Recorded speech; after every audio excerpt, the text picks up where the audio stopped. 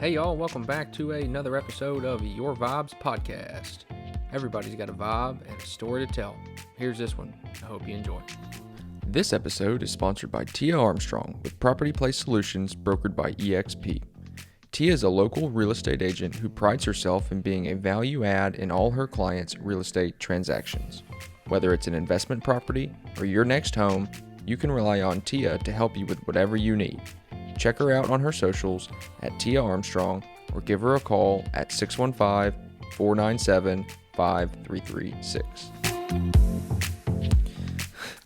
What's up, everybody? You want to talk about a late night show? We're doing a late night show. It is currently 8:39 p.m. and me and Miss Elizabeth Kuhns have been just vibing. That's right. We're just hitting our stride. Just hitting our stride. So Elizabeth has harassed me, to say the least. Shamelessly. In the middle of the street outside of Lugo's. During trivia. At a leadership luncheon. Mm-hmm, yeah, we can just keep checking off those Probably boxes. one-on-one, like via text message. So if there is any sort of true example of consistency, to get what you want, you just gotta wear them down. Wear people down, and here she is. I always had a place in my heart for her on this show. I just couldn't really figure out when it would come about, and I don't think I had a choice. He's not making eye contact with me. Well, we're at the start of the we're at the start of the show because I've got to monitor the sound at this point in time. All business, but I will say, allegedly, I had a spot he had a spot. You had a spot in your heart for me on the show, allegedly. But I am honored to be here. You did and make I the am list. glad that I finally wore you down. So there's a secret list that I won't ever show anybody that I made. You guys, we've talked a lot about the list tonight. So if you need to know details, just hit me up.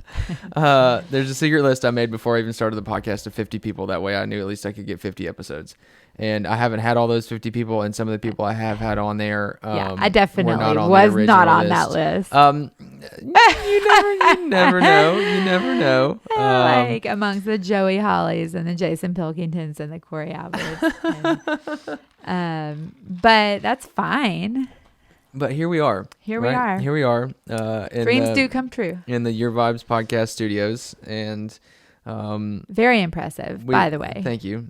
Yes, worked hard on this studio. It's so nice. So we got quite a bit to talk about. Elizabeth is full of personality, full of stories, and is quite involved in a lot that goes on around town. So it should be an interesting show. It should be a great show. It should be full of a lot of laughs. Very focused. And a lot of and, we're not going to get off track at all. Unassuming. At all. Yeah, exactly. We've had a great conversation beforehand, and I think we're going to have some great content tonight. So cool. Thank you guys for tuning in. I truly do appreciate it. We're rolling right along with these episodes, and just FYI, I am in discussions with somebody else in town about building out an official studio. So we're making those strides, taking those steps to making this legit. Yes. And so exciting. Yeah, it is extremely exciting. Are the best, you guys. Like everybody, I've said for years that I have so many different ideas. I need to start my secret list of 50 different podcasts that I should start. There you go. And maybe I will finally get one. I mean, I technically have through the Women's Exchange that does get podcasted, and we'll get to that. But it's such a good thing to see you, Michael, doing this, and I know that you have a following. I am a member of that following, and I didn't know what to expect when I first decided to listen. And I was like, I knew you well enough to know that I would like to hear you talk, but I didn't even know the ins and outs of what the format was, like interview style, and with people involved in Dickson.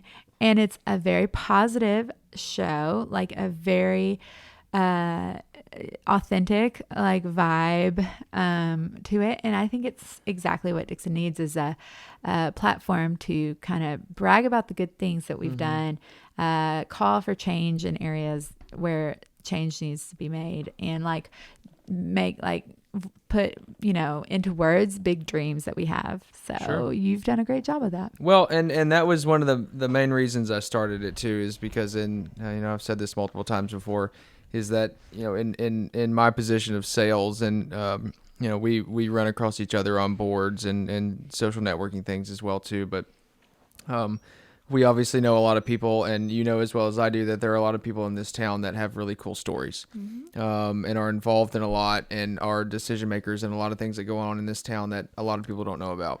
And Absolutely. so bring them in, let them open up and let them kind of talk about, brag on themselves a little bit, either intentionally or unintentionally, but I try to, like I said, every show, I call it Your Vibes Podcast because it's the guest show, and I'm just here to bring the story out.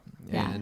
And you sure have one heck of a story and are involved in quite a bit. And I can't wait to kind of dive into some things, really. So I guess in true cadence of the show, let's just let the people know kind of about you, who you are and what you do, and your family, or whatever you want to get into. We'll kind of start there and then branch off wherever we need to. Okay, well, that's a great place to start. You mentioned earlier, I am from Dickson. I've lived here my entire life, with the exception of 4.5 years that I escaped to Knoxville, Tennessee, to go to school. I got in an extra football season while I was there. Not a good football season, not a winning football season, certainly. It might have been Derek Dooley, actually. Okay. And that is just some dark times on Rocky Top. But, the most toxic relationship, unhealthy relationship most Tennessee fans has is with the University of Tennessee football program. Absolutely. And it'll go with me when I die. So, but yeah, I was born in Nashville, but lived in Dixon, raised in Dixon. My parents, David Wolf, who is now has had a lot of just a little bit on his plate. Gotten a lot of attention. He is like breaking the internet. Did you know about this? Like he's a Judge David Wolf. He's a circuit court judge in the 23rd Judicial District. And most recently, he's been the judge who has heard both the Little Joe Joseph Daniels case, and then the most recent one, the shooting and death of Sergeant Daniel Baker, the Wiggins. Something Wiggins. It doesn't matter. But my dad was the judge for that case. Obviously, this is a capital punishment case, death penalty case. Both of those trials were sequestered juries that were brought in from other parts of the state. And it was just, it was a lot of media attention. You talk about a challenging time for Dickson. Sure. When all that happened, when little Joe Clyde Daniels went missing, and everyone, the manhunt started. And then also when Sergeant Baker was shot and killed, those were like very close together, like those events. And it was a very devastating time for a lot of people in Dickson, and a lot of the same people, like the sheriff's department and adjacent, district attorney's office. And a lot of those players were involved in both. And it was just a very emotional, heavy time. And then we have people like the families of those victims who have now had to go through the trials, and then all of the people within the court system, including my dad, who does a phenomenal job. You talk about people coming out of the woodwork to offer their praise and appreciation and prayers for him and the service he does. It's been great. He's done a great job and gotten a lot of attention. His hair specifically has like a great head of hair. He does have a great head of hair, and he always has. There apparently were questions about whether it was real. And it is a lot grayer in color than it ever was when I was a child. But I mean, he does have a good head of hair, and he is a delight. And Yes. I'm glad that I'm glad he's finally getting the recognition for not just his 40 years in the practicing law and in a legal world. And he has been working his whole life towards this. And so it's really good that of all people, I do think he feels honored to be able to serve the counties that he serves and do the work that he does to make sure things are done correctly so that the victims aren't put through all of this again, the victims' families. Sure.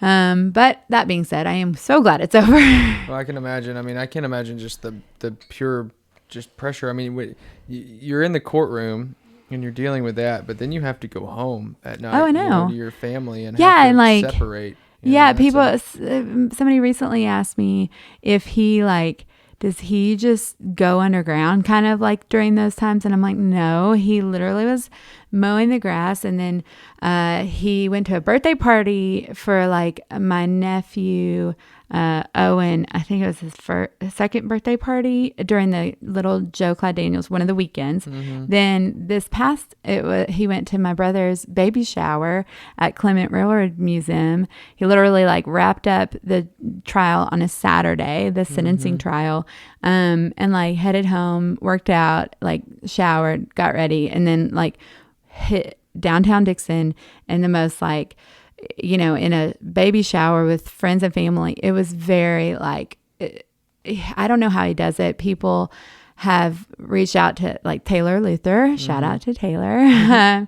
She and all of my friends think the world of him and like give me a very hard time about how handsome he is and how they just think the world of him.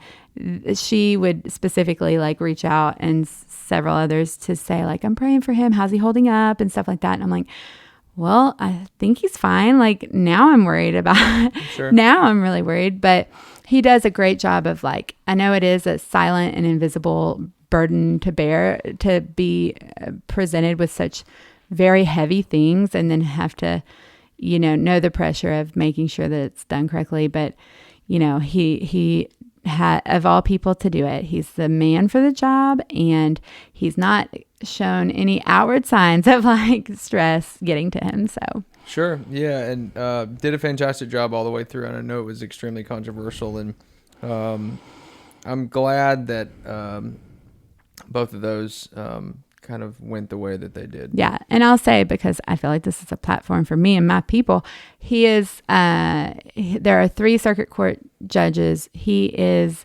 obviously seeking re-election. It's not until 2022. But he has gone ahead and gotten the word out there. I don't think or know of anyone who's planning to run against him.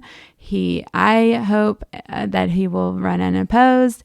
But either way, he will be seeking another 8-year term. And he just recently announced, and it was, I think, in the Dickson Post, printed his press release for his seeking re-election. Okay. And he'll be on the Power Lunch tomorrow, which will be yesterday cool. by the time this comes out. Yeah. So he'll be the person interviewed tomorrow on the local radio station. But yeah, he's doing a lot of things, a lot of good things. And then I did have a mom too, not just a dad. So this is like literally like I just spent 20 minutes talking about, I like got to step number 1, talking about my childhood, and got to my dad. And then I like got off track and talked about him. So buckle up, you guys. This will be fun. No. And a little bit of a side note too is, I guess just, I say recently, not too terribly recently, but me and Elizabeth are, I guess, related. Yes. Right? Yes. Which we missed you at the shower. I know. But I'm sure you were like doing something like leading either games or like a DJ side hustle, or maybe spending quality time with your family and quiet time alone. But I do know how much you have on your plate, and you manage to do it all. But yes, so my brother, Travis, he's my older brother. He's 2.5 years older than I am. And he married in October of last year, 2020, October of 2020, he married Leslie Shepherd, of the Shepherd of the Shepherd family, just pillars of the community that are the Shepherd clan. And she was a unicorn.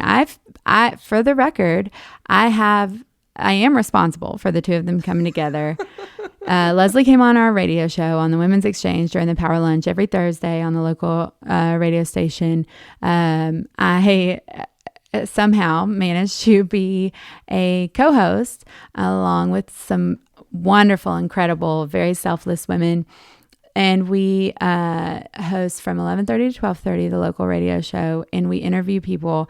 The first show that I ever came on as host after I was the guest, Leslie Shepherd happened to be our guest. And so I was interviewing Leslie, and I've known Leslie my entire life. She was a year ahead of me in school. She went to Knoxville. She was literally, we grew up around the corner from each other. Could not be more overlapped and like just very saturated in the same people, the same childhood kind of. But I had for years already tried to tell my brother, who was single, and like I needed to get him like to settle down and marry him off to somebody. I tried to get him to see Leslie, who he'd known probably too well as Ben Shepherd's cousin, in the light that I saw her, which was like a unicorn. She comes from a great family. She is a pharmacist owner, as in owns her own pharmacy with said wonderful family. Super smart. So smart, beautiful, Disney princess hair, like Tennessee fan. There was like well-spoken, like nothing. That's like such a shallow thing, well-spoken, but just genuinely a good person, a good hang, and like, again, Disney princess hair. So he, though, just knew about the hair. It's all about the hair. And he, I think, just was too close. He knew her, growing up. And so she came on the show, and I did ask in advance, like, can I talk about the fact that you're single? Because it's wild. And she said, yeah. So like we get through her background, her story. And so then I say, okay, for those who are listening, like, I just want to point something out. Like, how old are you? And I said, and tell me, what's the secret to your success? Are you married? And she said no. And I was indicating that her secret to her success was that she's able to do all this stuff because she was like not married and she had the time to, but it was just really, it was to point out the fact that like she is an exceptional person. And so I said, because I have a brother, and I said this on the air, and then some of the other co-hosts start speaking up about their people that they know, and it literally kind of turned into a makeshift, like, I was like, okay, if you guys like want to call in, if you have somebody, it became a bachelorette, of course you would do that. I know. I really did. And I like was pinning people like eligible bachelors against eligible bachelors. But after the show, I sent my brother the link and texted him and said, like, you get some airtime during this episode or whatever, you should listen to it. He listened to it, was not pleased with how little we actually did talk about him, but that night ended up reaching out to Leslie on Facebook, I think. Dang. And the rest is history. They made it through the darkness of 2020 and being stuck at home by themselves in her house here in downtown Dickson. And I said, if they could make it through that, make it through anything, literally anything, then he proposed to her on a Sunday morning. They got married the next Wednesday, as in 3 days later, I believe, in her house. Pretty private too, right? Yeah. Oh, there were 5 people present. I was not one of them. Although if you guys can remember back about 3.5 minutes ago, 3.5 minutes ago, I was just telling you how I am the reason that they even exist together. But how do you really feel? No, I've given them obviously a very healthy hard time about this, and therefore they're going to name their unborn child, who is inside Leslie's belly and who is a boy. They're going to sneak in Elizabeth as a middle name, since they didn't invite me to the wedding. But yeah, that Wednesday, they both went to work. Leslie went to the apothecary. She ended up having to duck out a little early so she could go home and change into a white dress. They literally got married. My dad, Judge David Wolf, presided over their nuptials in her living room in October of last year. And then they're expecting their first child, a boy, Shepherd, Shepherd Anderson Wolf. The due date's September 30th. And we are just over the moon happy for all of them. Both of them, it's two families, like two elite players, Dickson players coming together. Very Game of Thrones-esque, you know, except without any like problematic incest or anything. Yeah. No beheadings that I know about. So, and like, think about it, wolves, like Game of Thrones. The Wolf Clan. Yeah. So, we are so happy for them, and it's thrilled. They just bought a new house. I'm not going to tell everybody which house it is, but I will say it's close to where we're sitting right now on this side of Main Street, and it's got double balconies. It's a killer pad. It is for sure. Gorgeous. And so yeah, they're busy doing all that, and my dad has, you know, he could not be more happy to carry on the Wolf name because, of course, when I ended up marrying and my last name changed from a very strong last name of Wolf to Kuhns, which everyone questions what you're saying and how to spell it. But I do love being a Kuhns. That obviously I didn't have a chance of carrying on his family name. And so my brother, my dad's one of five children. Okay. And so he's from Houston County, believe it or not. And, you know, I hate to throw Travis under the bus, but I'm like, that's kind of my thing. So, but I don't think any of us thought we would get here ever, you know, and like the fact that he's going to be a dad, and he's like, so excited. And Leslie is just the most glowing, perfect little, you know, pregnant. It's so exciting. But yeah, now we're related. We're basically we're basically related. Basically brother and sister. I couldn't have. And we have red hair. For anything better. I know. I feel like you've wanted this. I have. Yes, forever. Secretly. And now actually, do you feel like maybe this was the whole like motive behind me getting them together, was so that I could come on your show and tell you how we are actually related. Post and tell the world that we are now indirectly related, I guess. Yeah, it's a pretty distant. It's a stretch. But it's a stretch. It's like a second degree stretch, though. You know, yeah. It's not like one of those twice removed situations. I literally grew up so. You were the only shepherds I think I did not know growing up, because Stacy babysat us, mostly me, because Travis could not be controlled. No. He can't be but she was like the best, like so crafty. She would like bring stuff to like make like ornaments with us, like, you know, those beads that you iron. I remember her bringing stuff like that when she would babysit us. She was so great. And then Chris, you know, I didn't really have a lot of interaction with Chris, other than like I was a little bit scared of him.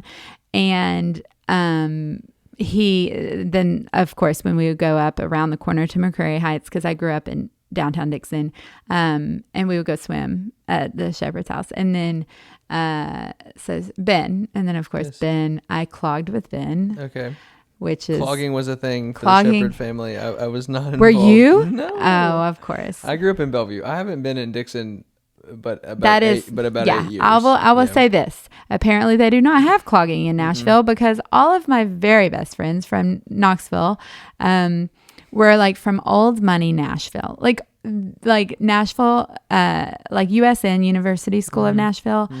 All of the like major players in 2001 to 2004, those were my like friends from college, and they call me a pilgrim. I come from Dickson, to Knoxville, and I'm very like small town girl, very naive, lots of joy, and just like I don't see things the way that they truly are. I see them through very rose tinted glasses, and just kind of like a unicorn in a different way in Knoxville. Certainly not what they were used to in Nashville. And so when they learned things like that I could clog, it was my like go-to party trick still today. If I'm with them and there's alcohol in any form, they will be like, they call me Dizzy. That's my like Dizzy, because I had like an inner ear thing in my freshman year, and so it stuck. They would say, Dizzy, you should clog, and of course I will clog for them.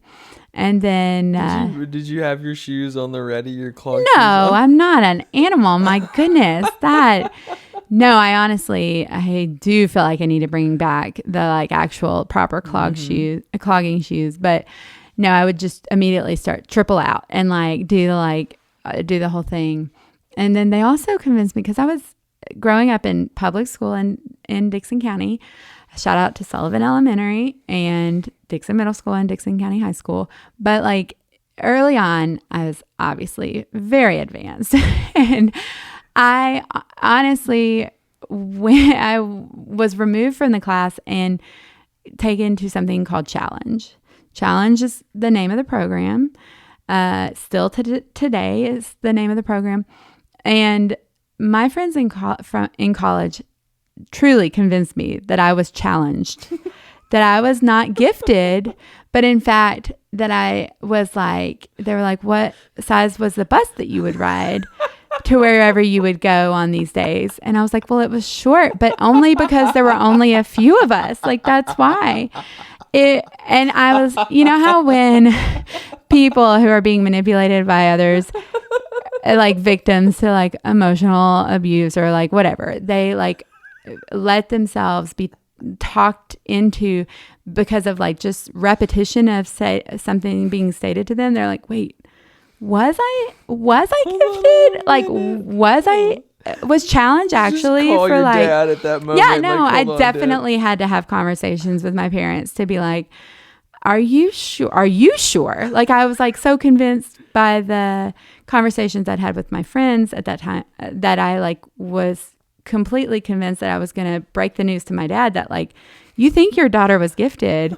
Spoiler alert. Like, I was like needed just more attention. And short bus was no joke. Yeah. So between that and the clogging, they really did. They were like, where did you come from? So the Nashville, like you talking about being from Nashville and how that does separate you as a shepherd. It is so true. Do you have a sister? I do. What's her name? Sarah. She's not an attorney.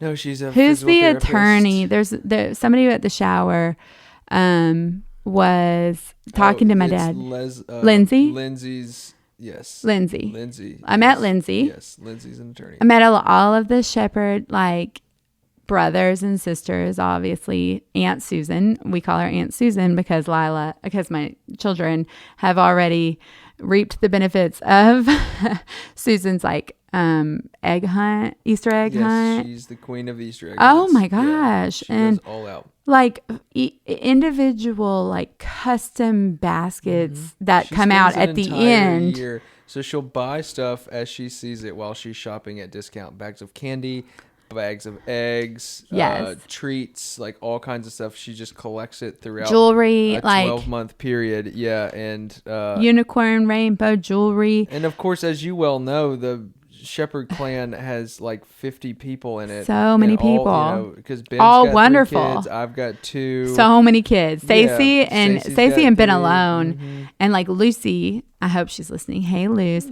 like counts. I think we can all agree. Lucy counts as more than one. Absolutely. She is such a delight and like definitely my spirit animal. Lucy Pat is my grandmother, Nana, Pat Shepherd. That is her reincarnate. She looks just like her.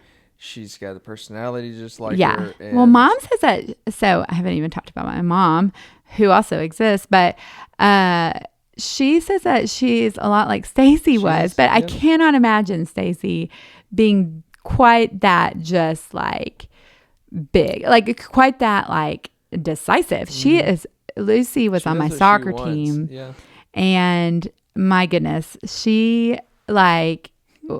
I was like, wow, I'm intimidated. Like she is intimidating to me. And my like goal is going to be by the end of this soccer.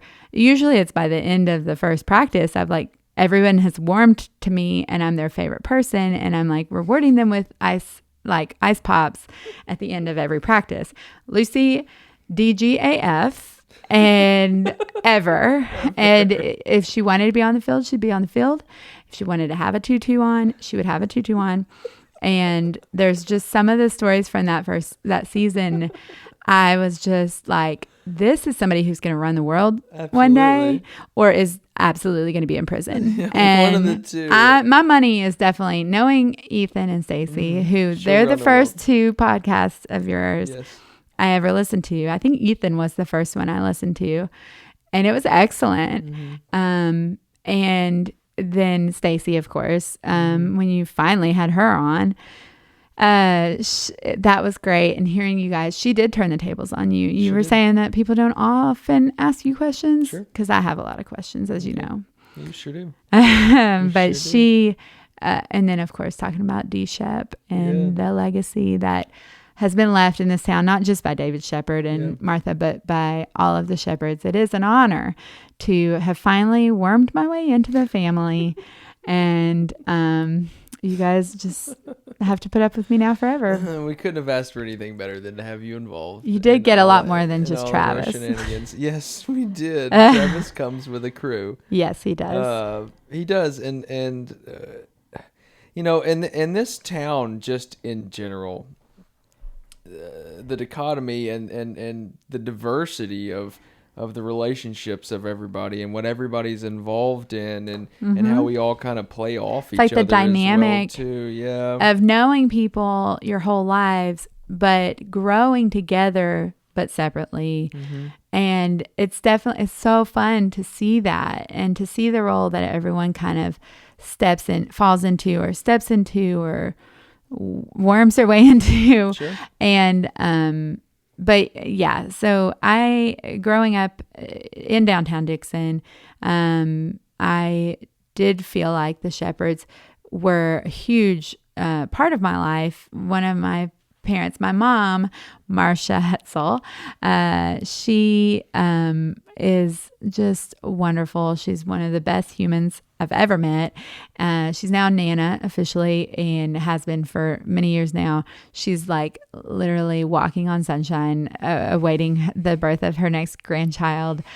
Like all of her money is going into things for Leslie and Travis, and like she'll go over on Sunday afternoons and just be there. I don't know how long, but I'm like, Travis, text me if I need to like get mom out of there, because she's so excited. Again, it's kind of the shock factor of like, whoa, like Leslie and Travis got together in their early to mid 30s.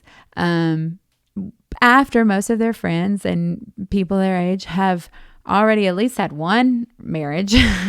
Neither one of them had been married yet or had any kids. And so when they did come together, it's a very exciting thing, and a light in a very dark time, as we have referenced. And so my mom has certainly, she has stepped into the role as grandmother since about 10 years ago.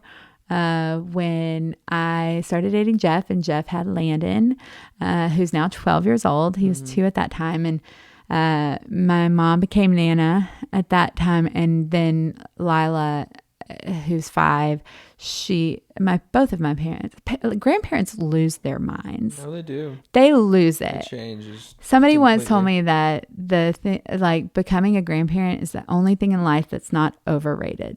Oh. You hear people say over and over and over how amazing it is, how incredible. And then you think like, okay, there's no way it can live up to the hype. And then you become a grandparent, and then supposedly, allegedly, it does live up to the hype. And I like that. I like that statement. I think it's like a second chance to do maybe what you wished you would have done with your children, not in a bad way at all, but like, in a more relaxed environment too. Yeah. As a grandparent, that comes with less the territory. Pressure. Yeah, that you're there to be open with the grandchildren and to do things with the grandchildren that the parents don't necessarily A, let them do, or B, do with them. Yeah, and the like witnessing, and I think anybody who has family of any kind or loved ones, friends, anybody who then become a parent and seeing it's the most rewarding and fulfilling and meaningful thing in the whole world to have children.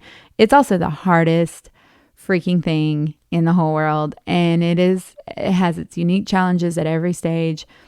It's not something for the faint of heart. Sure. But once you have like created a child, and then you are watching this perfect thing that you made like grow and learn and like develop its own unique identity. It's so great. And so I think as a grandparent or as an aunt or like whatever, to be able to witness that like life-changing thing in somebody you love, like, or somebody you've raised. And my parents, in our parents' case, is to see us become parents that are like decent sure. parents and like keeping these kids alive and like cared for. Itself, yeah. I mean, like it's a win in my book every day. At the end of every day, that I'm like, okay, my child has survived. She has survived today. Mm-hmm. Now they have survived today. What do I have to do to keep them alive tomorrow? Mm-hmm. So yeah, it's fun, and certainly seeing the associated families and friends and group of friends, which you and I talked about. My first memory of hanging out with you, Michael Shepard, not from Dickson, from Bellevue, mm-hmm. was at my dear friend Kendall Barber and Jeffrey Barber of TriStar Bank. And Kendall and Jeffrey had us over for the Super Bowl. This would have been I'm going to know exactly what year, because Lila was born in 2015. So it would have been in February of 2016. Mm-hmm. And, God, it's that long ago, wasn't it? And what like a wild night that ended up becoming, because I had given birth in September of the previous year to my infant child. So I barely knew what I was doing. This was a social setting, fun, and like lots of food, football, mm-hmm. Like probably one of those, like, we should do this more often. We haven't been around each other in so long. And I remember you and your like smoke show of a wife, that time as like your fiance, yes. Like meeting you guys, and I didn't at that time make a connection that you were a shepherd, like a shepherd. Mm-hmm. I just thought you were like some out of towner. Who's this guy? But then you and I had a shared experience that night that was like, what in the world? Because at some point there was like a wardrobe change, and our friend Taylor and Kendall put on a t-shirt that said she's pregnant or something, with an arrow that pointed to one side of her, and then walked out. And then Taylor stood beside Kendall with the arrow pointing at her. But I knew it couldn't be true, because Taylor had just had a baby in April mm-hmm. before I had Lila in September. So I was like, it took me far too long to like catch on, like, what? She's pregnant? Oh my gosh. So like there was this like giant bombshell announcement. Not just one person pregnant, but there were 2 people pregnant. And then to double down on it, Christine Long, Chris and Christine Long, two of our other dear friends, she apparently was super secretly pregnant. Nobody knew except Chris. I think Chris knew. Yeah. She went and stood beside Kendall so that the arrow was then pointing at her and at Taylor. And I literally, if there's a video somewhere, there are pictures that we all look like horrified. We should be pleased. And, I think that we're entertained. I don't know that pleased is the word, because I'm like, well, this is the end of our friendship. Like, we're never going to ever be able to hang out. And like, being a parent is so hard. And what are they doing? And you, of course, are equally horrified. Apparently, I didn't really know these people that well. Like me and Jeffrey and Chris, I don't even really know how we all got kind of connected. I don't even benefits? Really know. Was it benefits?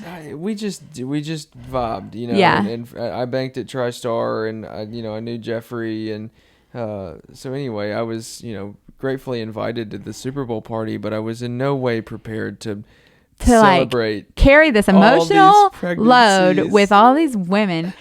And like, I just felt like that's when one of the many times in my life that I was confronted with the fact that I do not know my friends at all. I don't know them at all. And I need to do a better job of being aware about people and their activities. But I'm so glad both of their children, Ridley and Poppy and Ridley are like the dynamic duo that they, I'm so grateful now that they did put us through that trauma of that night to end up being born. And they're going to they're like going to follow in Lucy Levine's footsteps and rule the world. But that was a fun memory though. Repopulating Dickson at the moment, right? Yeah, lots of babies. Lots of babies happening. So many. But it'll be nice because we'll all grow up together and our kids will, all be friends and play ball together. And they can all stay out of like prison. Sure, if we can do that. But we know some people, so maybe we can. Yeah, we got judges and stuff, so like strings. It's fine.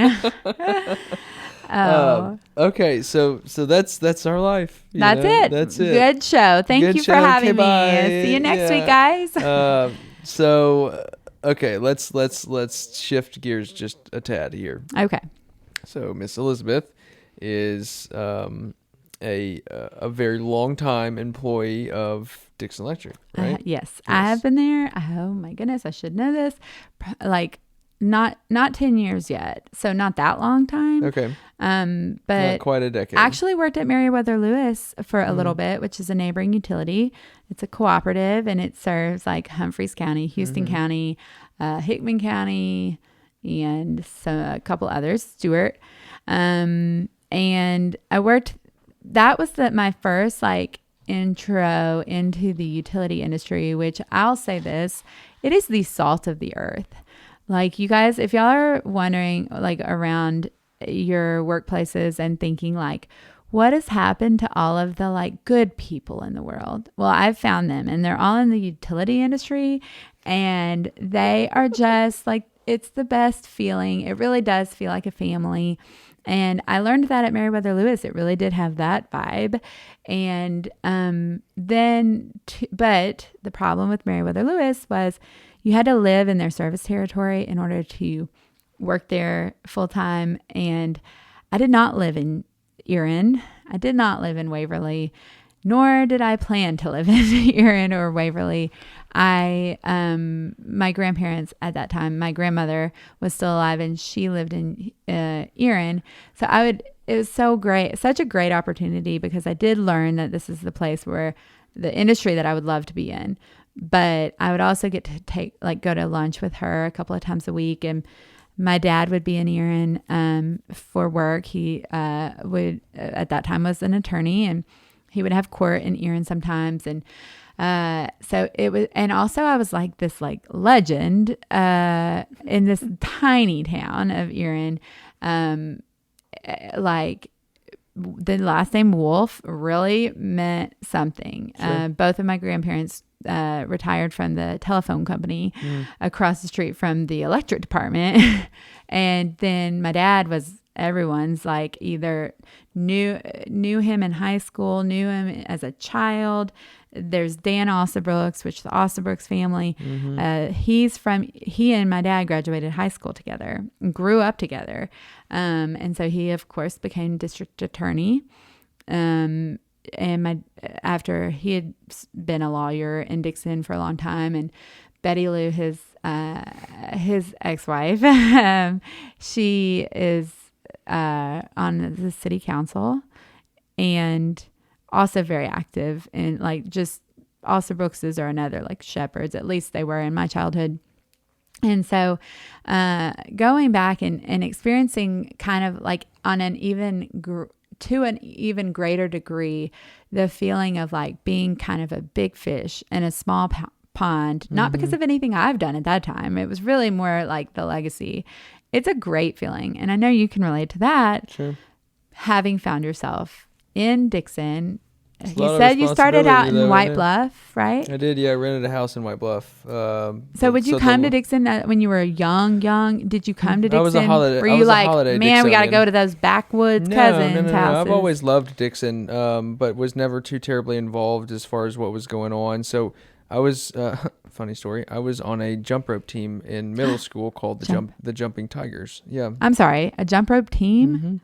Like, I can double under, double Dutch. I used to be able to pogo stick in a double Dutch while dribbling a basketball. What? Yeah. Okay, first of all, wow, because I feel silly for now bragging about clogging. Yeah. So my mom was the coach. It was at St. Henry's where I went to middle school in Nashville, and Mom was the coach of the Jumping Tigers, and we used to travel around Middle Tennessee and do jump rope shows. And back when the what was it? Jump rope for heart? No. Was it Mr. Gaddy's? Yeah, Mr. Gaddy's Gaddyland. Yeah, we used to go over there a couple times a year in jump rope. But in jump rope. Yeah. At Mr. Gaddy's. Whoa, I don't ever remember hearing about that, but probably wouldn't have overlapped with me a lot. My daughter, that is the thing that she like touts when people ask her what she's good at.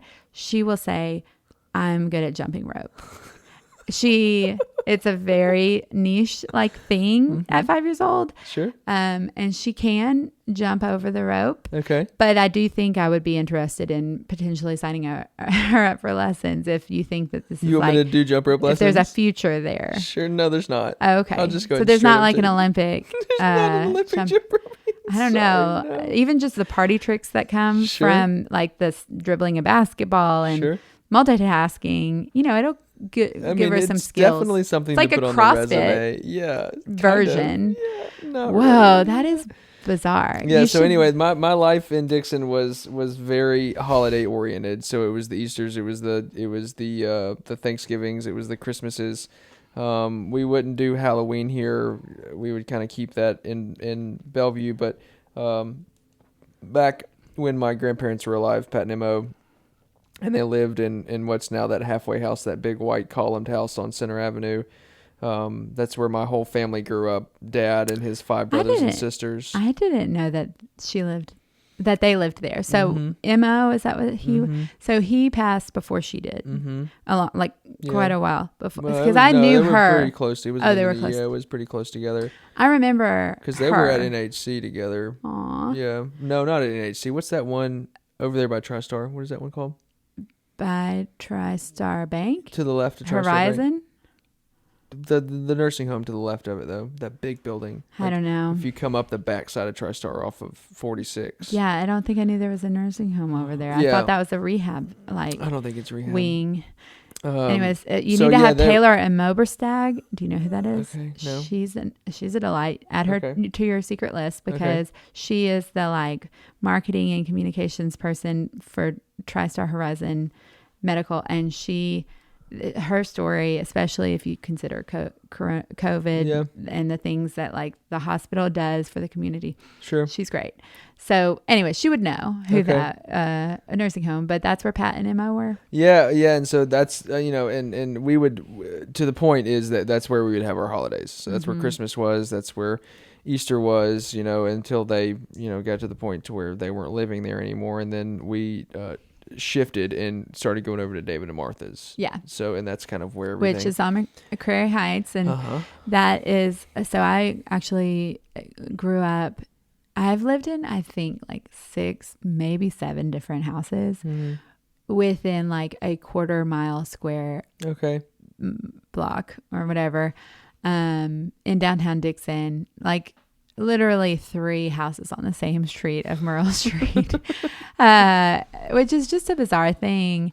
But I have, you know, you might say I was the OG, like downtown, like not just me, the Shepherds, like Leslie and Stacy and their families, but it is such a wonderful place. And I love what you've done on the show when you've had people on who have talked a lot about the revitalization of downtown, the growth that we're seeing in this area, combined with the like foresight that the leadership had in applying for the grants that were going to enable us to do what we've done downtown. And I remember there was a lot of like kind of controversial, like the parking spots all being like the same direction. So then it was very narrow, you know, and people were worried about emergency, just like, look at us. Now it's like everything you could want or need is in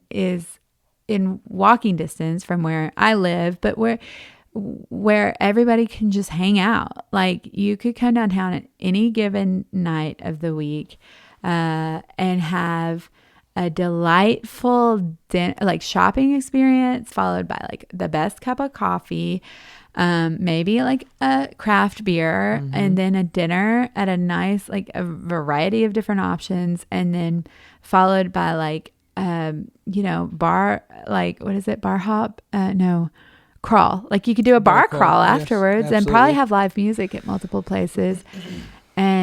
But Kate, you know, you could get some ice cream and it's just so, I love it. It's turned into something really special. Wonderful. And I think I have a lot of friends. I make a lot of friends, as you can imagine.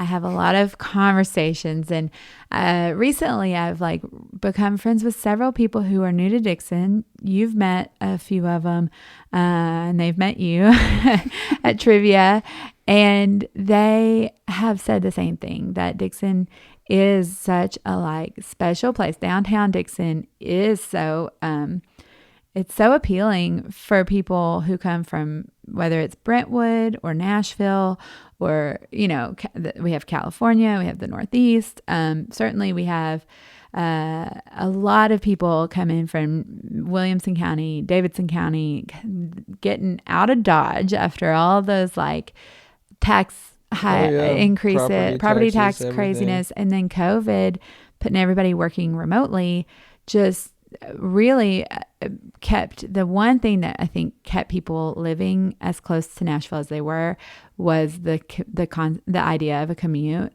into Nashville. I mean, it would be enough to take like years off of my life thinking about driving into Nashville and fighting that traffic.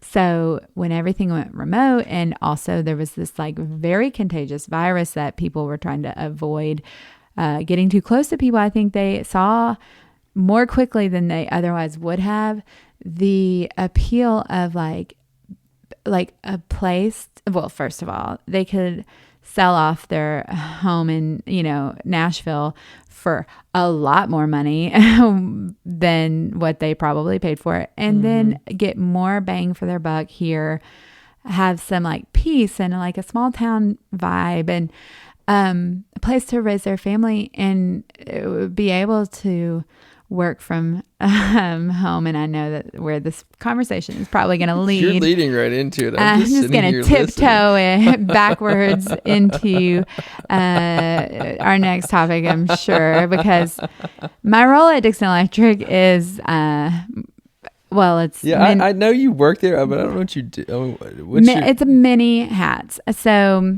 technically, my title is the assistant to the general manager. So this is... Assistant, hold on, wait, stop. Yeah. Stop. Hold on. This isn't like a Dwight Schrute. Yes, like The Office. So the assistant to the regional manager. And I love The Office and need Peacock to go away so that we can have The Office back on Netflix, because that was like my like palate cleanser and like my safe space during a lot of my life. The Office, you guys, if you don't watch The Office, just like stop being like, so not sus. Don't like be sus. ignorant, not ignorant, but like you're just actively trying to avoid something that's going to make you joy. So happy. Oh my God. God, it's so good. Michael Scott is my He's so funny. He is my spirit animal in more problematic and certainly more offensive in a lot of ways, but like no filter and just like the childlike enthusiasm. Sure. So yeah, I am more of a Michael Scott than a Dwight Schrute. Michael Scott meets Erin, the receptionist, when she came in, Yes. That's more of me. Or if you're more of, oh my gosh, what's the other one? The Office and then 30 Rock. 30 Rock's if you watch 30 Rock, Kenneth, my friends in college identified the fact that I am Kenneth, and he is so great. I remember one episode they do like a CAT scan. They do some sort of scan on his heart or his brain or something. And it is literally like, I think there's clogging involved. There's like rainbows and butterflies and sunshine. And like, he's the best. So that is my vibe. But at Dickson Electric, I do wear a lot of hats. I do the marketing and communications. So I handle all of our social media, our website, customer experience related things, such as like when we redesigned our electric bill or like any kind of communications that customers get in any form.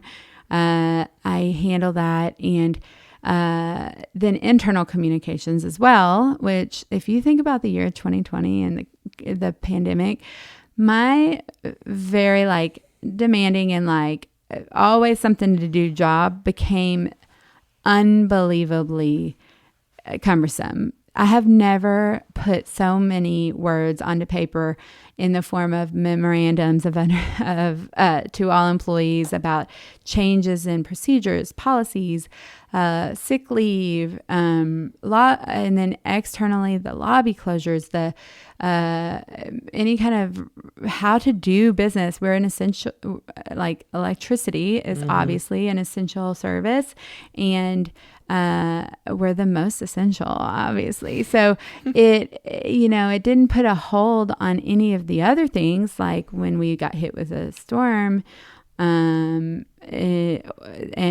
had widespread outages. We still had to do all of that stuff and all of like the personnel type of stuff. But on top of everything, to have this like heaviness of like, how do we protect the public? How do we protect our customers, our employees? Also protect the company from an employer perspective. It was a challenge. And I know like it was nothing compared to what the healthcare industry went through. And, the school systems, I remember just being like, almost, I couldn't let myself think about like the people who were having to make decisions about schools and kids. It was just really hard. And I know it shed light on a really glaring need that is in our communities. And so I am going to go ahead and voluntarily walk right into talking about the need for access to quality internet. And several years ago, the governor at that time had took a lot of steps. Bill Haslam took a lot of strides in bringing the attention to this need. But if you think about it, back in 1905, when Dickson Electric first started generating electricity from a steam-powered engine, and then creating electricity to then feed into the homes and businesses under the city of Dickson, we ultimately, with growth, had to work to build out the system, this new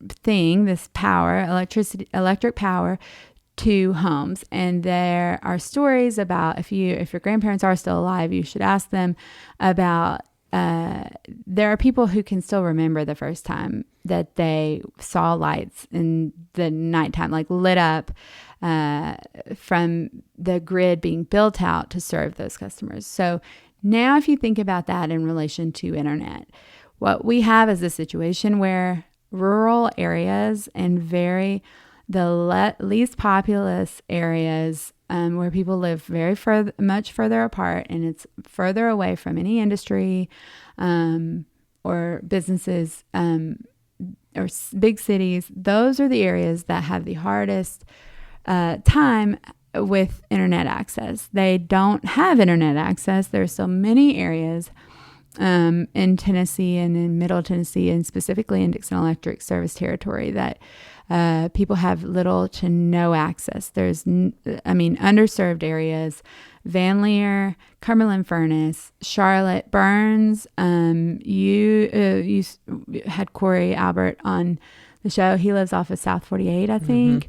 And he said he's like a mile or not 3 miles out of town. And he has no internet. My God love him, Matthew Hyatt, my preacher at Burns Church of Christ. He is a passionate advocate. He lives off of Rock Church. There's just so many different areas that don't have what was once considered to be a kind of a luxury, is now, without a doubt, after COVID, but even well before that, we recognized that it was an essential need.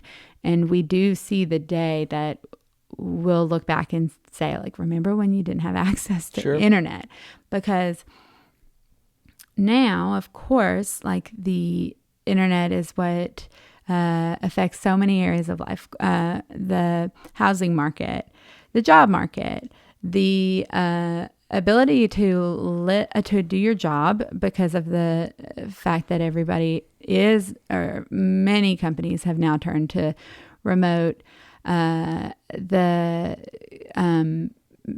telehealth, the virtual, like, healthcare, doctor's appointments, as COVID also shed a lot of light. And, like, you saw a lot of doctors get real frustrated by how they had to incorporate technology, and then remote learning. And to me, that's the most urgent of all that, and the workforce being able to do their job, people being able to do their jobs. You can't do it if you don't have internet. And before there were literally going remote and learning from home, you had homework being sent home that needed internet access. And we've known that for a long time.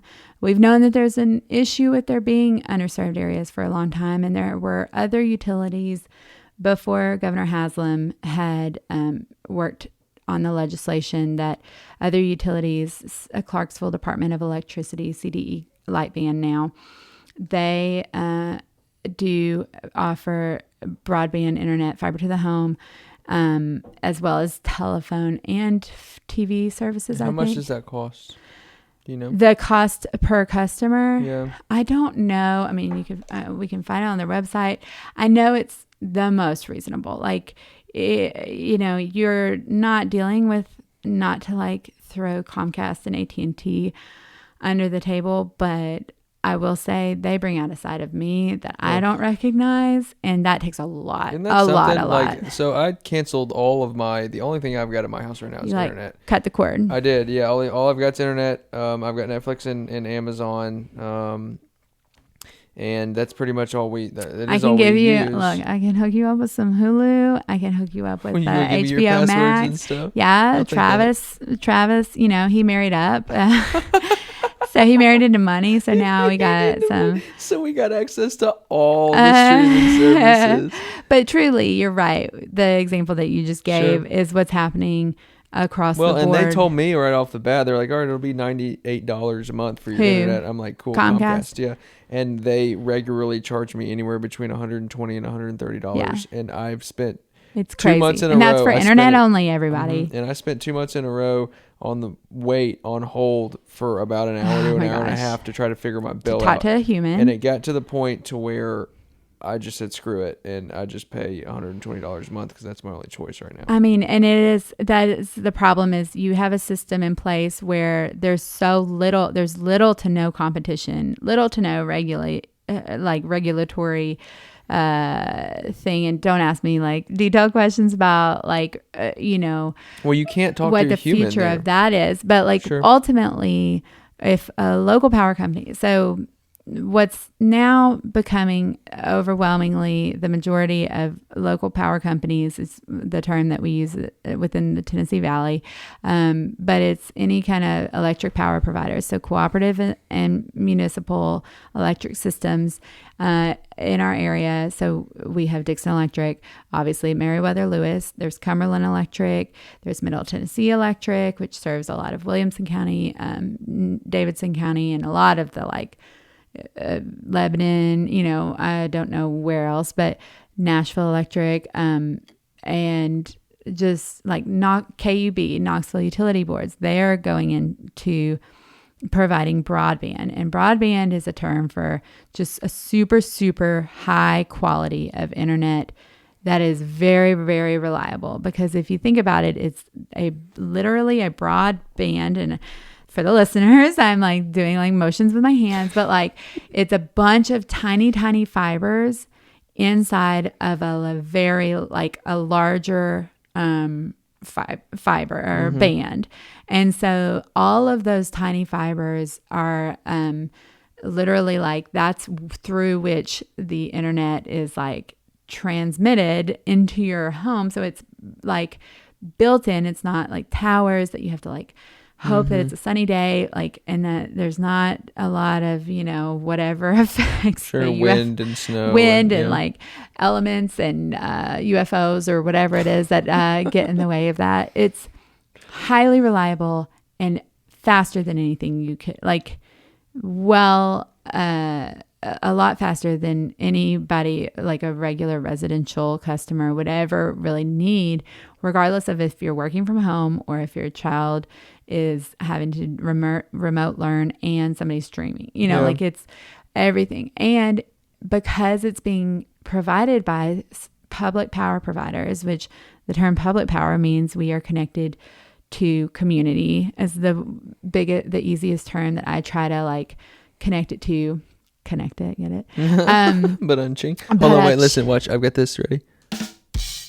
Oh, I couldn't hear it. Oh, you don't have headphones in. But it's your eyes did light up. I feel like it was great. And I can't wait. It'll be like a little. So I've got little pre-recorded. Like, is there like ha ha ha? There's a laugh. Yeah, hold on. You ready? Oh, that's applause. Hold on. Here's another one. I'll take that. That's a laugh right there. Aw. All right, you could have been pushing that this whole time. I could. Yeah. I have been hilarious. Do you want the headphones? There have been no fake laughs like built in. Yeah, don't give me the power behind that. I'll be like using it like I use emojis to like. That's the first time I've ever pushed those buttons. Oh my gosh, I am honored. You should be. You picked the right time. Good job. So the concept of a really fast and reliable internet, it being provided by something that is like quasi, like, government adjacent, as far as we serve ratepayers.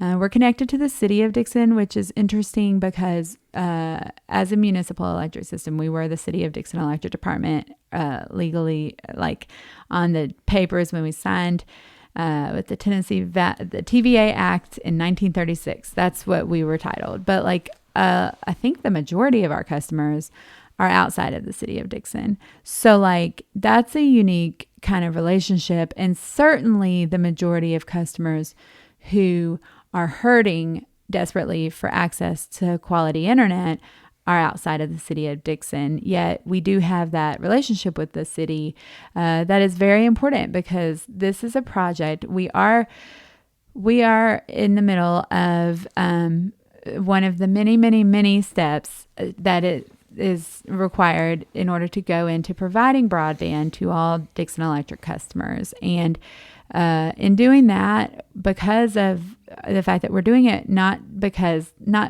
look, I would love to have done it 10 years ago, especially like 6 years ago after I heard the first like presentation that I heard that was at an industry event.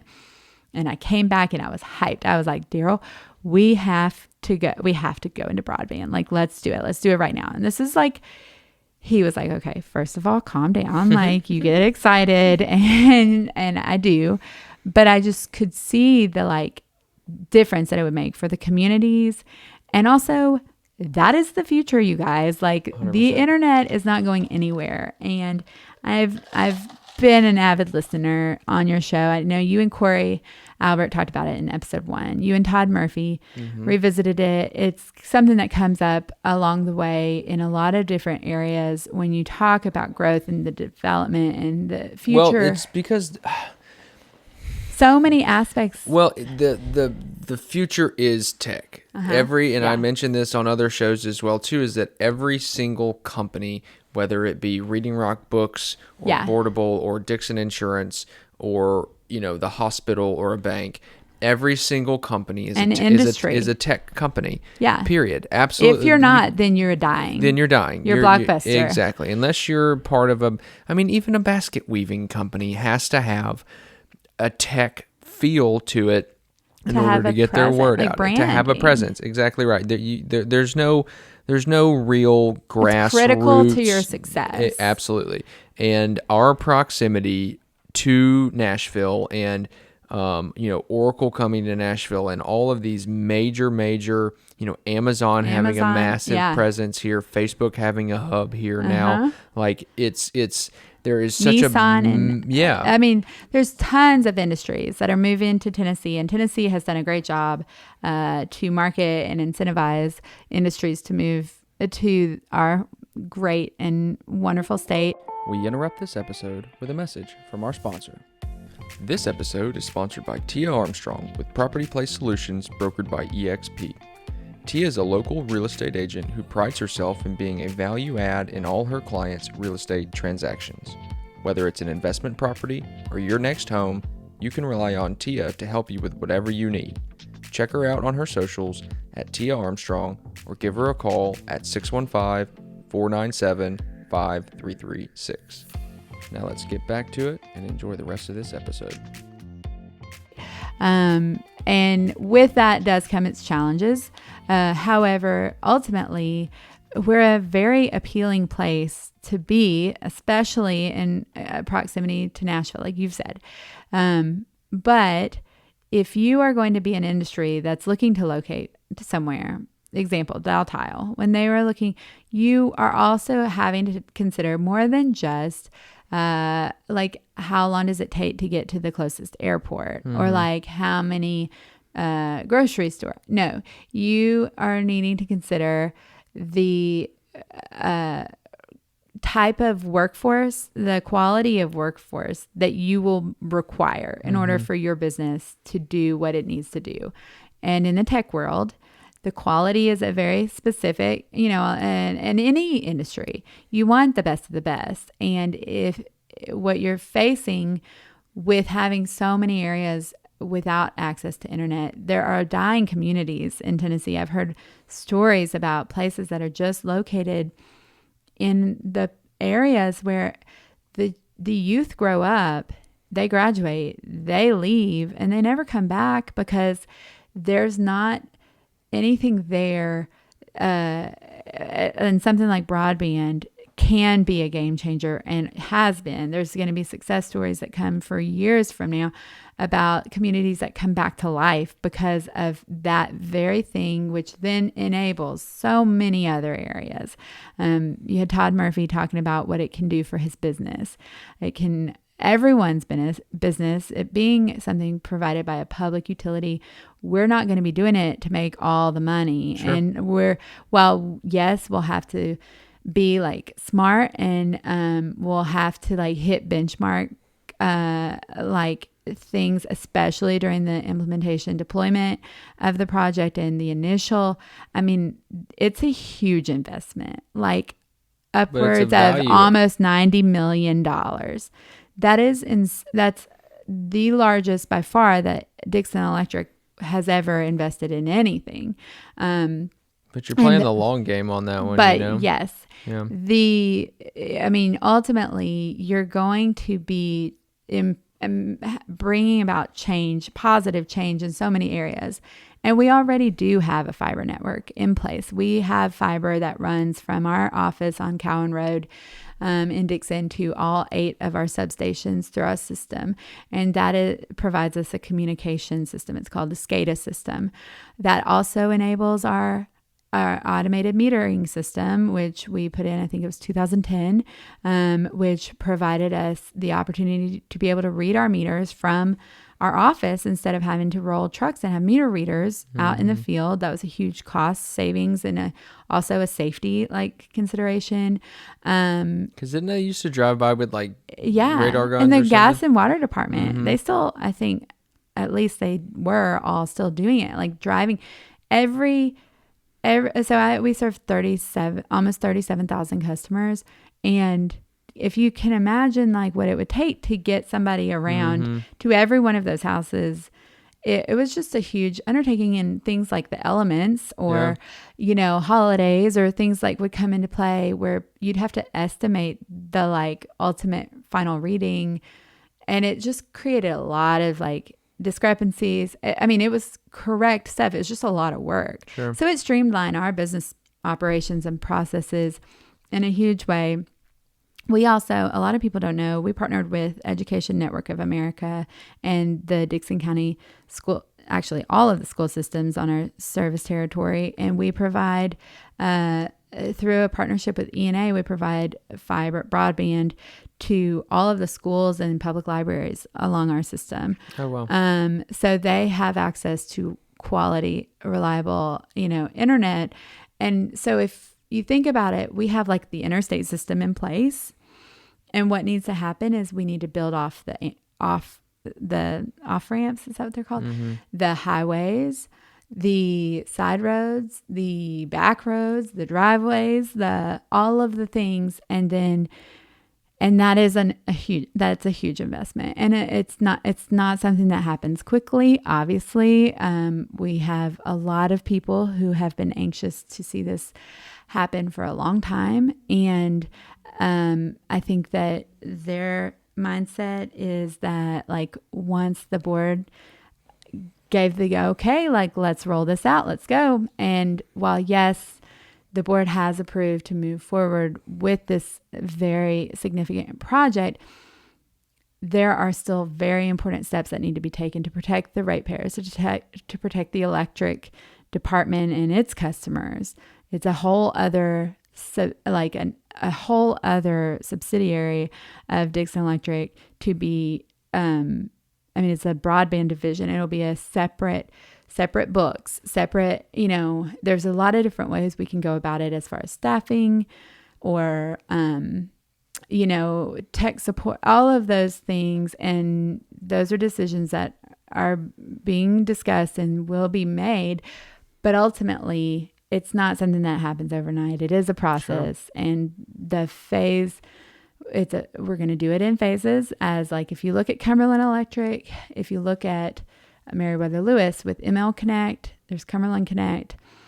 In our industry, the platinum example is Chattanooga EPB. They're just EPB now, and they are shining. I love them so much. I am ride or die for everything about their from the top to the bottom, just their branding, their focus on the customer, their community. It's they do such a good job. So do you travel? Have you traveled to Chattanooga to kind of check it out? I have, when I've been around any of the ladies, and I say ladies, a lot of my role and my interest, I guess, and the things that I've kind of crossed paths with are some of the ladies, and one of them in the C-suite of EPB, that they had to change everything because we do live in a very unique situation in the Tennessee Valley. That's a bubble where, because of the Tennessee Valley Act, it's a very there is not competition as far as another power provider that can come into like our Dickson Electric customers cannot get their power from Cumberland Electric or Meriwether Lewis, even if their neighbors or whatever are served by them. And that is because of like the historical, when Tennessee Valley Authority was first established, but it does provide like what you call a monopoly, which like we don't market ourselves as that because that's not great. But we recognize the need to like be involved with the community, but we don't have to sell ourselves, we don't have to. But what business does not benefit you from can't like just plant your roots and expect things to work out. Right. So since I've been there, I have worked really hard at improving the public perception and community, the role of Dickson Electric, and changing the like perception of a monopoly, like electric department that is heartless and cuts my power off when I have a newborn baby at home, or like, makes me pay my bill even though I can't pay the whatever, all the things like that you think of. And now there's also like the landfill and stuff like that, that people that give Dickson Electric a like perception of just the worst. But and what Chattanooga did, they changed that to be very customer and community focused. And I've really worked to do that as Dickson Electric, and not just like the perception or the online presence, but like from an internal aspect of like getting buy-in from our employees and getting them to recognize that the more we do that, the more we truly serve our customers and communities, the more the communities succeed and the more then Dickson Electric benefits. It's just that's business. And this is certainly something, broadband is going to be a game changer. It's going to be very reasonably as far as the price point. Todd, I don't know, when he was on the show, he discussed the number. I think he said $50.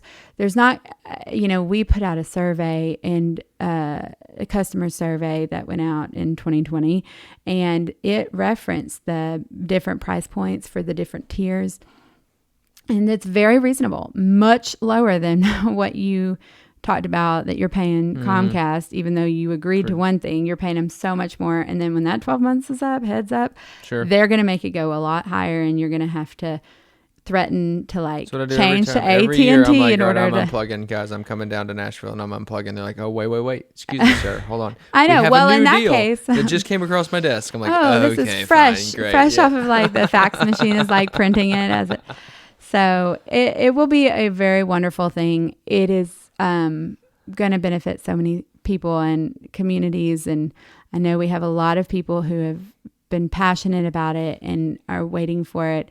And I'd love to talk to anybody about where we are with that and the future for us being able to. It'll be a phased system build out similar to Cumberland or Meriwether Lewis. And I'm hopeful that we will be able to, one of the next steps we can take would be to identify the phases, or at least phase one, to give people an idea. Most people want to know, when is it going to happen? Well, most people want to know, why is it not already here? When is it going to happen? And when am I going to get it specifically? And that's something I cannot tell people when they call right now. And I wish I could, I just can't. It's going to be a strategic, it is going to be a mix of rural, like underserved areas, as well as the populated areas. Because if you think about it, the best business model would be to build out in the city of Dickson, where there's the most people, like you get the most bang for your miles of lines built out.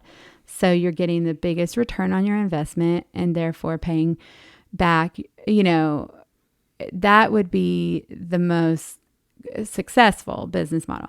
But we are going to be strategic, and we're going to do our part to like apply for every bit of grant money that's available, both from the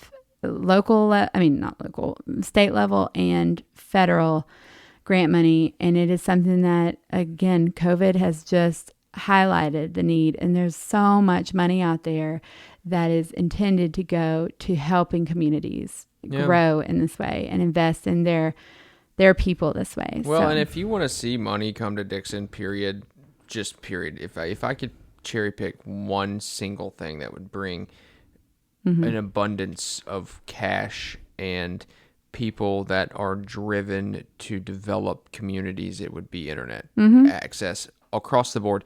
Back to the point of it being the proximity to Nashville, and Google just put a plant in not just, I mean, it's been several years, in Clarksville. So, is that Dickson, and I've said this time and time again, and I'll keep saying it, has a real opportunity to be an entrepreneurial hub of sorts. Is people who want to start their own business but don't want to live in a big city, want to have a little bit of land, live in a community that is community based. That you know a lot of people. Most everybody gets along. There's plenty to do for the older people. There's plenty to do. I say plenty. I mean, there's plenty to do for the older people. There's quite a few things to do for the younger people, as far as kind of the 30s to 40s aged younger family with children. It is a nice, comfortable spot with good schools, and even if they don't want to go to public school here, the proximity to Nashville to take them to school is a viable option. But I've said it to Todd, is that there's more money being made on the internet right now than anywhere else, and there's more money being made from people working from home, either doing Amazon drop shipping or, social media influencers, or, remote people that are working for larger industries that do service stuff that, make, upper 5 to 6 figure salaries, being just on their computer, managing that aspect of their day. But, if they don't want to live in town, if their dream is to have a funny farm, and have some of that property and spread their wings and raise their children, and they can't get internet, well, then Dickson's out for their choices. It does. If you can feed that line to Dickson, and we're in a bottleneck now, and have been for a minute, and I've been, screaming at the blue in the face. I've heard you reference bottleneck. Yeah. And I'm sure all of our listeners know what you're talking about, but can you kind of explain it for anybody who may not be aware of what you mean when you say bottlenecking? Yeah. So our municipalities right now, even besides the internet, sewage and water, our utilities. Yeah. Our main taps, there's a point to where there's going to have to be a massive development and a partnership between these private developers and our municipalities, to where somebody's got to give, because it's either that's going to be the developers that are going to take on this huge cost to develop a massive development in a neighborhood with hundreds of homes, which they don't want to do because they're all about the dollar, or it's going to be the county that's going to have to do it, or both. And nobody's lining up at the moment as far as who's going to do what. And I haven't heard much progress on where that's going to go. So you've got these developers wanting to come in to this town, but they can't get the mains run, or... And you're saying developers multi-housing... spec home developers, or somebody that wants to bring in a mixed res... complex. Mixed res commercial type development. I think that there's not... I mean, nobody can deny the fact that the amount of growth that we're seeing in Dickson, it's not going anywhere. If anything, it's going to continue and only get worse. We knew this was coming. I think most of us thought it would be maybe a little bit 3 or 4, 5 years out. I used to say we were 5 years away from being Spring Hill. Now I feel like we're Spring Hill, 12 months later. And it's only going to continue. But with that growth, it makes a housing market that is very limited. And you've talked about it on the show, that there's fewer houses on the market than there are real estate agents. There's such a limited option of housing at every different income level. And then if you're not building more places for people to live and allowing those who do that for a living, or do that, invest in communities in that way, then where is everybody going to go? Sure. It's and then there's the whole school systems thing where you got to grow your schools, and that's a whole nother thing. But ultimately what the bottlenecking is the fact that like that growth, it takes money to like support that growth. And a lot of times there is kind of an economic development mindset of like sharing some of the like incentivizing industries to move or whatever. I don't know what kind of system is in place. I've never thought about it really in relation to, would Dickson Electric be able to work with potential investors who are wanting to build those types of not establishments, but housing, community developments, community developments in like kind of sharing the costs. Now we've worked with the county and the city and other utilities. It's a constant conversation on the industrial growth side. But I'm not so sure. That's an interesting thing to think about as far as the good thing about Dickson is that we're net positive as far as how our money works. The city of Dickson or Dickson County, just both in general. Like both are pretty much in the black on how they operate, and there is I wouldn't say a robust amount, but there's money to be had, but and I see them juggling this decision of, do we raise property taxes? Do we raise this? Do we raise this? But there's a long-term planning that goes into place too, that I've got a request in to get that plan as well, so I can at least, for the podcast and for discussions with other people. Little public records request. Yeah, exactly. Yeah. Nice. Just to see kind of where that's at. And Dickson is on an oasis. I can't say it enough. Hour south of Clarksville, hour north of Columbia, 45 minutes west of Nashville, and last set of lights before Jackson. Yeah. Did you coin that phrase? I don't know, but it rolls off the tongue really nicely. You need to go ahead and tie that to your brand, because I love that. And it's so true. It is the most appealing place to live and work and play. And people are visiting more now. Tourism is up. Tourism dollars, people do not realize how much that means to the county. It is. And yeah, I think it's something that like people assume that it's like just family members of those who live here. That's not necessarily the case. The chambers worked really hard to partner, and really sell Dickson as a destination for people to get away from the hustle and bustle of the city. And through my work, I've been able to have like wonderful experiences going to other places in the country, but especially in Tennessee or the Valley. McMinnville, Tennessee, does an incredible job. Their chamber did a whole rebranding where they have now like established themselves as a destination for like influencers, Instagram, because they have a very unique. I mean, if you ever have been to McMinnville, it takes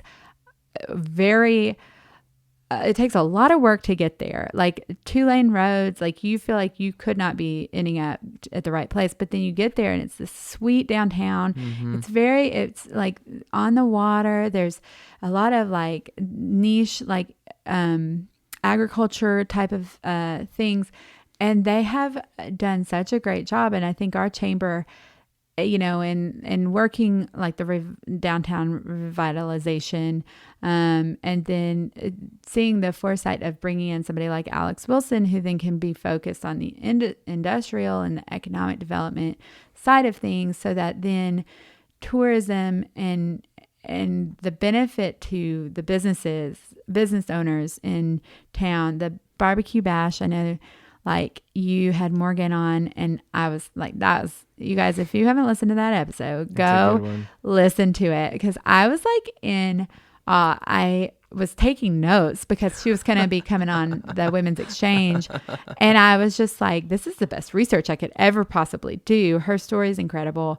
But Burns is an area where like there is so much growth. All of my new best friends are all living in Burns. Burns is a hidden gem of Middle Tennessee for sure. Precious church, Burns Church of Christ, is located there with like it's the best place. If you guys ever want to come visit. I love the Burns community as a whole, but like, if you think about it, there's a severe, there's a gap. There is not a lot of restaurant options, shopping options. Now it's getting better, and people like Morgan who see the need and who can think outside of the box. And that's the thing about this generation of people whose energy levels and curiosity and confidence, it takes a level of confidence that's like borderline problematic to feel like you can do anything, but that's what it takes to think outside the box and see what needs to be done, and then make that happen. And a Burns Barbecue Bash, Downtown Dickson Association, all of the stuff in downtown, the sign wars that are going on downtown right now. And you're right, all of that, the way that succeeds, the internet does have a huge role. What was that quote? It was, the rational man adapts to the world, but the irrational man makes the world adapt to them. And that's why all change relies on irrational people, and it's, so it's just like Morgan is extremely irrational. I'm extremely irrational. You have some great ideas and are extremely irrational. And it's just like, you can't just keep doing it the way it's always been done. That's a death note there. And, and I applaud Morgan for her enthusiasm as far as, where she wants to take Burns. And, I applaud you as far as kind of you beating your fist on the broadband and those that, there's a big wave of youth coming here, people, and they're the people that aren't afraid to make decisions, aren't afraid to shake things up, aren't afraid to ask the hard questions, and aren't afraid to kind of stand up to the status quo either. And not that there's much resistance. I haven't seen too many trivial or things that cause huge issues besides mundane drama, but well, there's the small town feel of Dickson has long been something that people have wanted to cling on to, and it's like those same people probably do want to reap the benefits of growth, yet they don't want to have to deal with the traffic. They don't want to have the schools overcrowded, the housing market that bananas, like the last 5 to 7 years, what our housing market in Dickson has done. All of the other parts that don't want to have to wait for a table.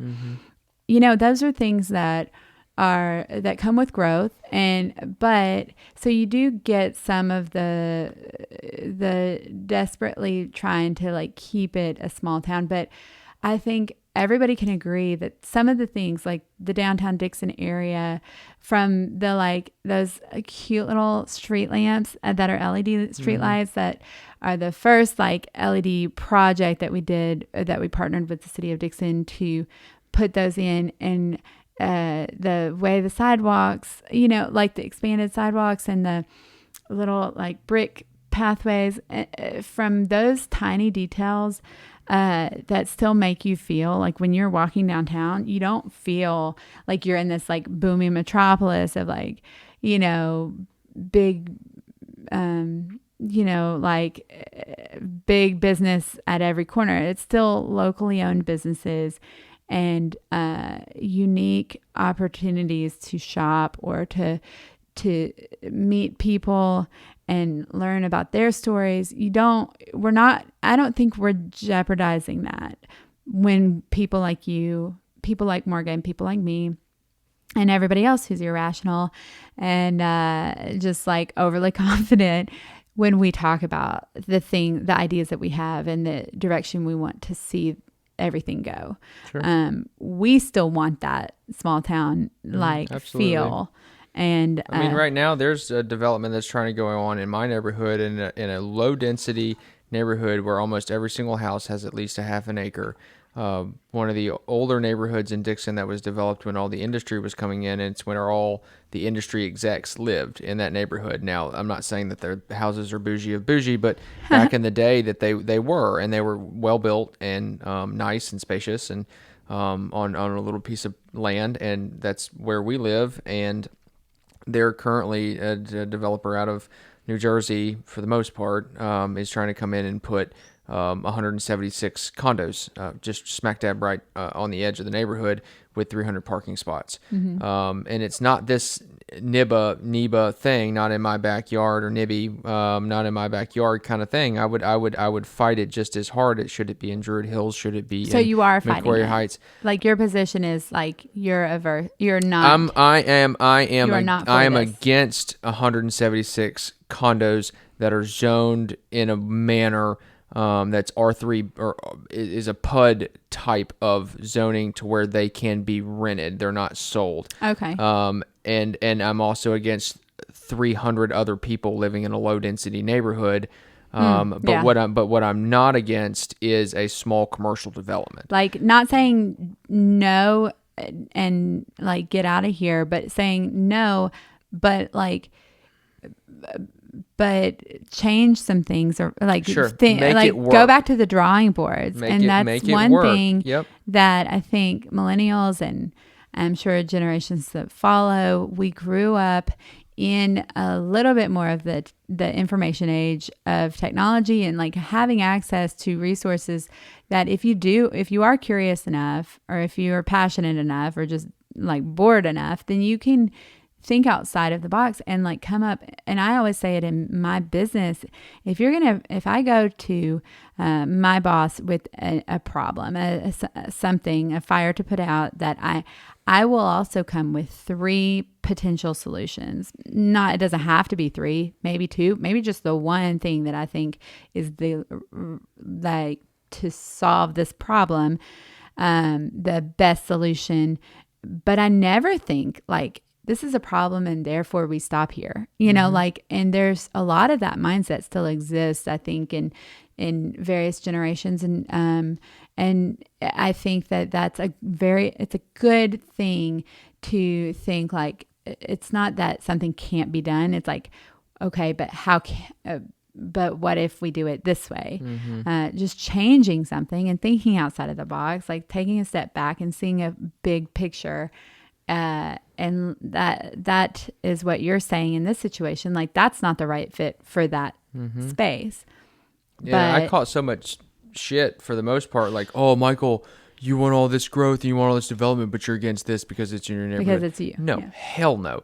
I am for putting the right puzzle pieces in the right place. Right. And that 14 acres right there is a prime piece of property, guaranteed.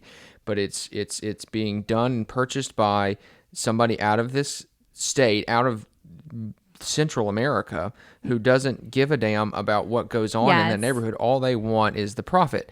And I'm, again, not against the growth. If I don't live in Druid Hills, I don't live in Macquarie Heights, I don't live, in West Dickson, in these low density neighborhoods, to where if they came and tried to plop potentially an extra 300 residential cars, that's not including equally guests. Advocating against 100%. something like that happening. There was a meeting tonight, and I got a text from one of the guys that was there. Oh my gosh, you guys, this is breaking news. They had 3 abstain and 4 pass on the city council.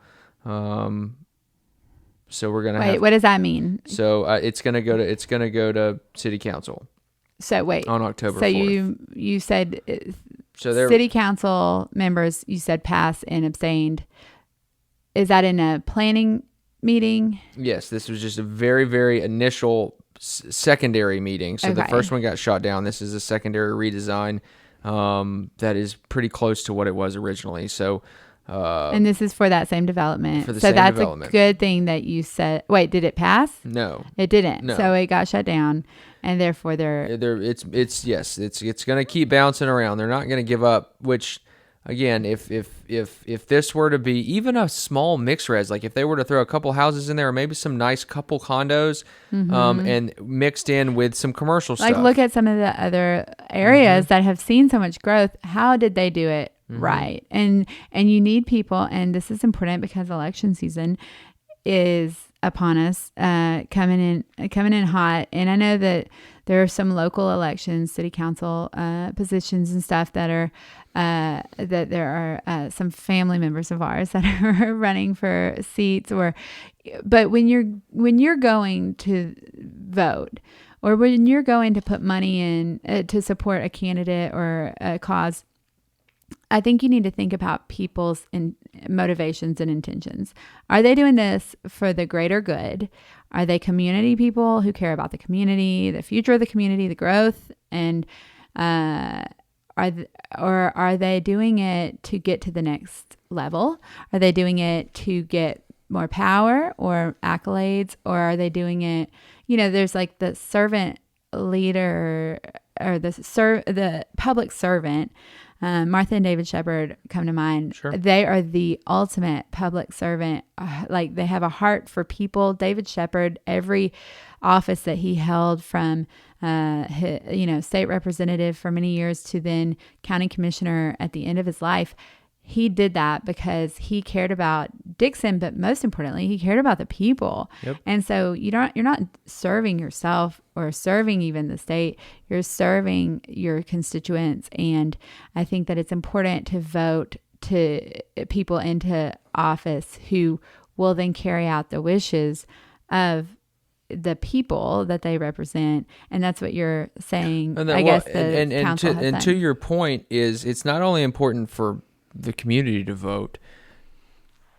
What is extremely important, and what's extremely disappointing about this text message I got, was that there were 3 people that abstained. Right. If you're going to be voted into a position, shame on you. Shame on you for abstaining from anything. You are in that spot. Outside of conflict of interest for some, sure. Appropriate. There Absolutely. Are some areas outside of conflict of interest. But there are several people yourself. that will abstain, and they just sit there. Mm-hmm.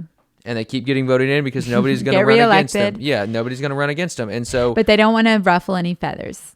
Is that what you're they like? have their topics in their ward that they want to deal with, and that's it. They don't care about anything else, seemingly. To me, that's what I'm getting from the minutes. That's what I'm sure you'd love to have conversations with those individuals to understand why they would feel that was the best position for them to take. Sure. For that number of people to abstain seems, usually there's one person who abstains. Sure. I feel like typically, and I don't know, I've never been on any kind of council or commission, but I think you have every right to challenge that and sure. And that's the thing. People forget. I think there's this attempt sometimes from different people, individuals, or different, politics in general is a hot topic, but ultimately there should be transparency. 100%. There should, and the public, even at Dickson Electric, we serve the ratepayers, we serve our communities, we're connected to the city of Dickson, and we, our board meetings are open to the public. We fall into the public records requests, or there are just checks and balances in place to make sure that there's not corruption happening. And because a lot of times when you get people or individuals or bad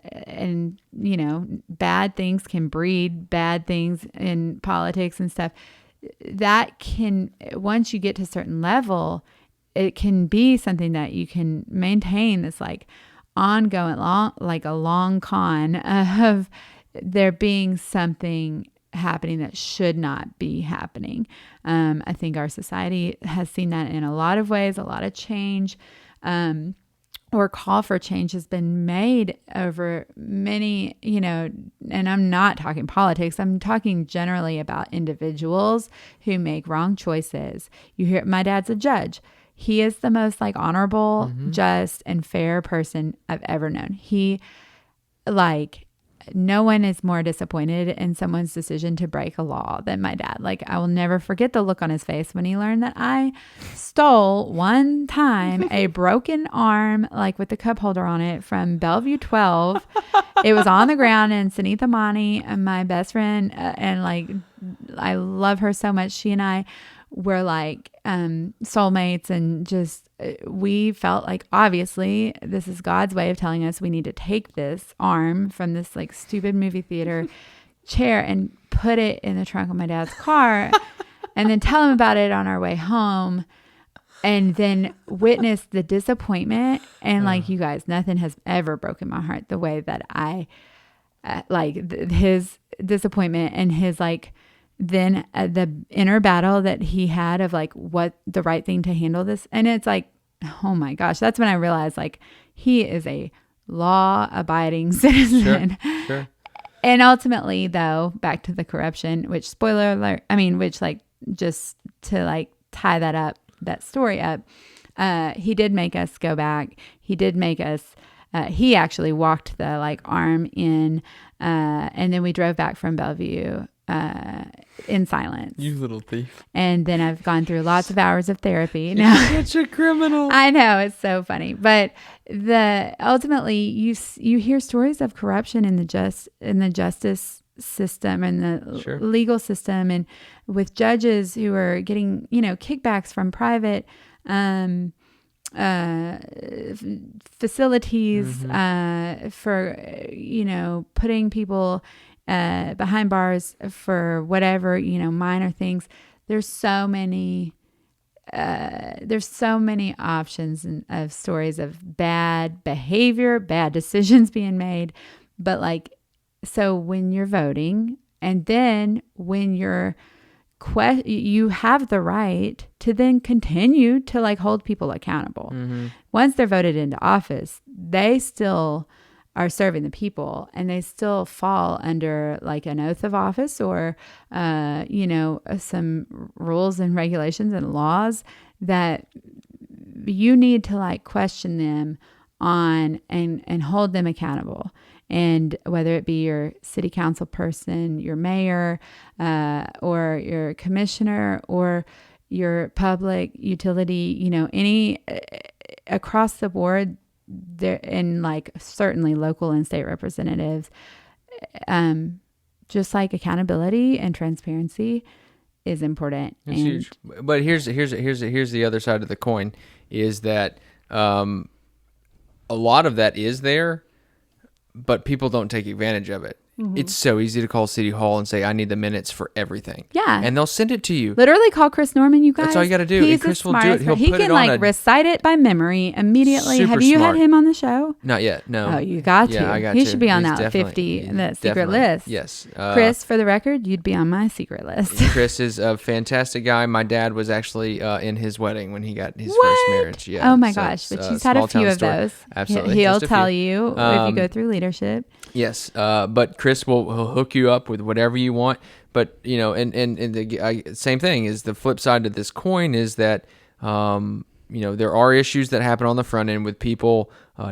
Some people not having a backbone. Some people and not filling wanting pockets being filled by the wrong. Exactly, and not wanting to ruffle feathers. Well, if you're in a leadership position, and I can vouch to that today specifically. I was in meetings from about 10 a.m. to about 2 o'clock this afternoon on putting out fires that I had nothing to do with in the first place, but I was in somewhat associated with the situation and had to mediate what was going on. I want to talk more about that offline. No, that's never going to happen. I'm just kidding. But if you are elected in a position and you choose to abstain from doing your duty, anything other than besides a conflict of interest, you need to sit down and really think about what you're doing, because you may represent a ward, you may represent a district, you may represent this or that, but in essence, you are one single puzzle piece to an entire puzzle. And if you choose not to participate in a vote, whether it deal with your ward or not, that's not something we need in this growth stage of the county, just in general. And but it's the same thing to the citizens of this county who wait till the 12th witching hour to come and with your pitchforks because and some torches. Of them may not. Some of them, to be fair, some people may not realize, and that's why this is good to have this conversation out loud on a in a platform where we can really speak from our hearts and say, like, you do have the right. There is no harm in asking questions. Mm-hmm. And in fact, it's one of the things I'm best at is asking all the questions and to question people and then question the response that you're then given. Sure. Certain, especially if it's coming from anyone who may have, for whatever reason, benefit from any kind of inconsistency or cushioning the answer or watering down the answer, mm-hmm. Whatever it is, the best and the most genuine, people who are leaders, who are public servants or who elected officials, those are the people who would not push back in the event that their people or their colleagues even want to know more about what they're doing. They're wanting to explain the reasonings behind things, and they're wanting to learn about issues, for example, mm-hmm. so that they know which side they stand. Not that they should abstain because they don't know enough about it or they just don't care. It's just a lot of people still don't realize that you have the right to ask questions. Mm-hmm. And it is what you said about it being easier than you think, way easier. Mm-hmm. A lot of times it's just a phone call, send a Facebook message, not public, Facebook, yeah. Not listen, you guys, don't go on Hip Dickson. Yeah, don't go on Hip Dickson until you've made a phone call or But if you want to know something going on, you can pull the minutes for the years, for a decade mm-hmm. ago. It doesn't matter. But if you are truly concerned, which a lot of people aren't until it is at the 12th hour, which again, people have lives, people have jobs, people have kids, and I completely get that. But you got to realize that once it gets to a certain point, sometimes there's no turning back. Is it up to the city? Is it up to the county to make it more public? How would you go about that? Would you have some? They hold hearings, they hold rezoning mm-hmm. deals, they post signage on pieces of property. They provide opportunities to seek the public input. Yep. We did that at Dickson Electric in relation to broadband. We did the customer survey, and going into that, there was so much passion coming from our customer base already that I knew that a lot of surveys will do a very an alarmingly small number as a sample, quote unquote sample, in the customer survey business. They'll do a very small percentage of customers that will be randomly selected, and then you get a phone call. Guess what? Everybody's getting phone calls. I literally put a scam alert out today from Dickson Electric because people are targeting customers, threatening to disconnect service. That's a scam. You get all the calls about your vehicle's auto warranty, your warranty's about to expire, or whatever it is. All the things come through your cell phone, and you don't know the number, you don't answer the phone. Or if you get an email that you don't recognize, a text message that is jumbled. So people are now at the stage where you're not going to, so to get that sample, the only people who are answering their phones at any given time to people who they don't recognize the number are a very, very unique, makeup of customer. Mm-hmm. So I advocated from the beginning that it's going to be more costly, a little bit more cumbersome and costly to do it this way, but we need to provide the opportunity for every single customer of Dickson Electric to provide their feedback and to answer this question. Because otherwise, let's say we decide to provide broadband and people are passionately against it and they didn't get that call, they never were asked. Or on the other end, if we decided not to do it, which we're doing it, but if we decided not to do it, then there would be an overwhelming number of people who never got to, their voice was never given a chance to be heard. So we ended up putting a survey out there and putting an insert in every single electric bill that we sent out. And it was asking for people to go and we promoted it on our website, on our Facebook and Twitter pages. And we really pushed it in wanting people to complete the survey, give us their feedback. We have pages and pages and pages and pages of comments because there was an option at the end. And a lot of people put a lot of time into their like paragraphs of comments that they added, but that giving everyone a voice and an opportunity to provide input in this type of thing and the decisions that are being made that affect our lives, our homes, our neighborhoods, or, our future, and our family's future, it's everything. And if you don't take advantage, you're right. If you wait until it's the third vote and you've already got so much, not you individually, but people have already invested so much, and this is coming, this is happening, the ball has rolled. It's really hard to then rein it in. It's still worth trying. You can't put the stuff back in the horse as soon as it's come out. You can't put the stuff back in the horse. The shit. What stuff? When the horse shits, you can't put the shit back in the horse. Okay, did you just make that up? No, what? You're from Dickson and you've never heard that? You can't put the shit back in the horse? I know I've never heard that. Oh, man, yeah. Well, I'm going to go on the record as having never heard that. Welcome to the show. I wasn't sure if you were putting the stuff like in the front or the back. The back. Yeah, the back. That's where horses shit from. Like at Old Timers Day when the horses are like... Yeah, but they poop in the bags. Yeah, no, I do that. You can't grab that poop and put it back in there. Nope, you cannot. Nor would you want to. Never, you know what? Never thought about it. That's what people are trying to do at this point and with a lot of things, and it's not feasible. It's not feasible. Okay, we're at 2 hours. Yeah, I know. We didn't even talk. We literally made a list of things to talk about. We have not. We've gotten to 2 of them.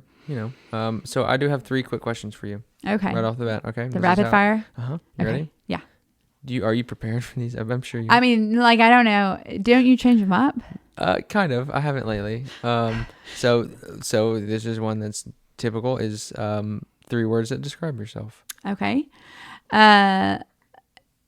So I would say curious,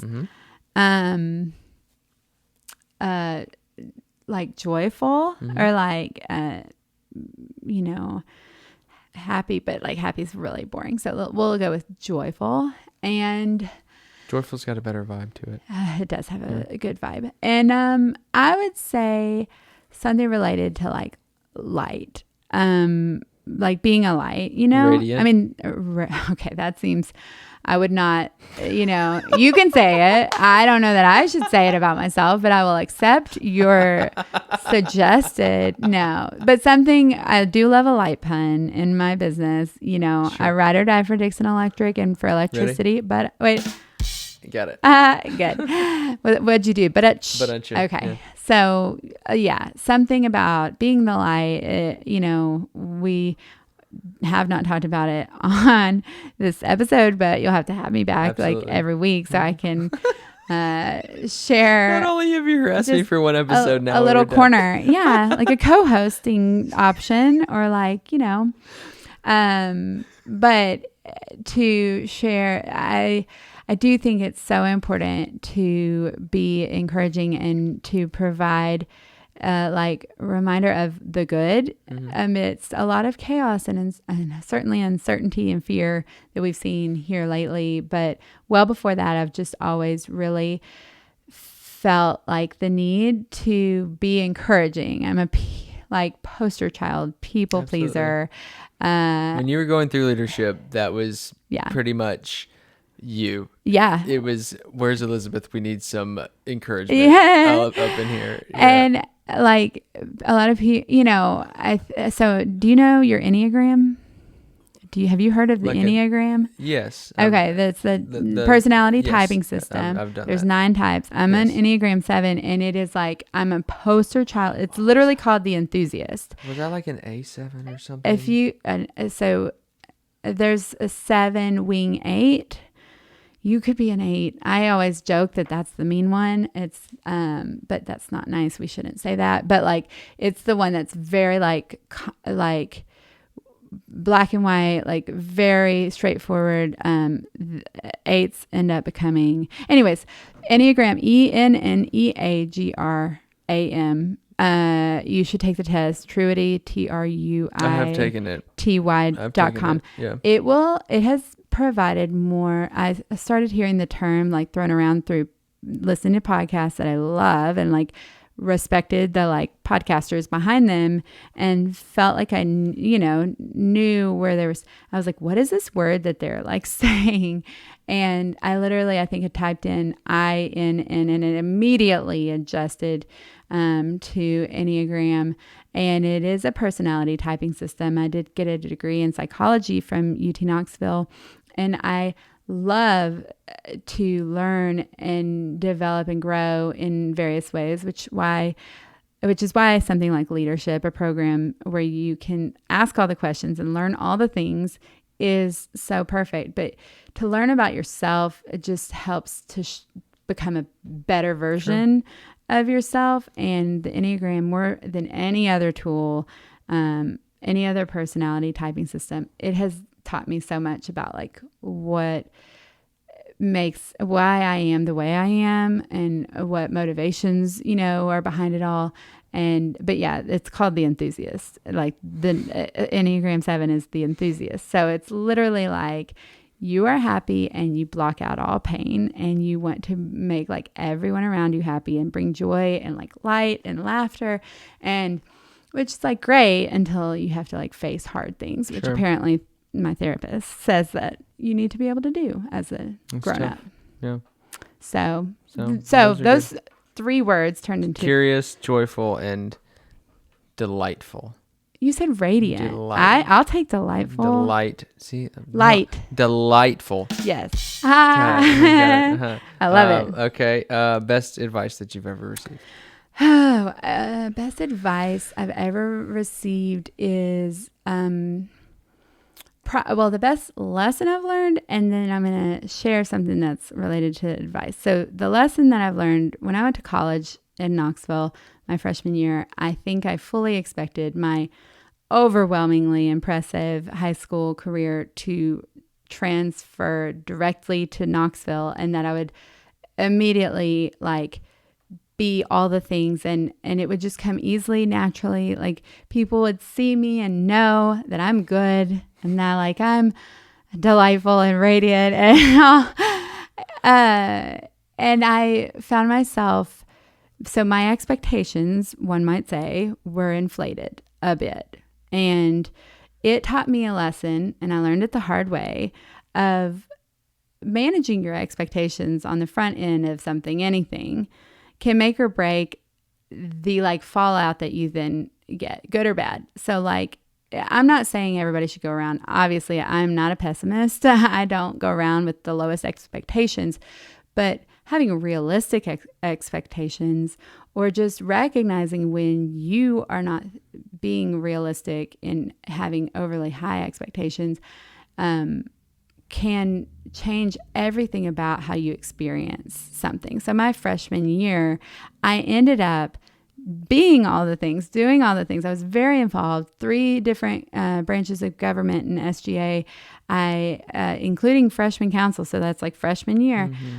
But I had to really overcome a lot of challenges and like loneliness and find like myself again, to like really know who I am.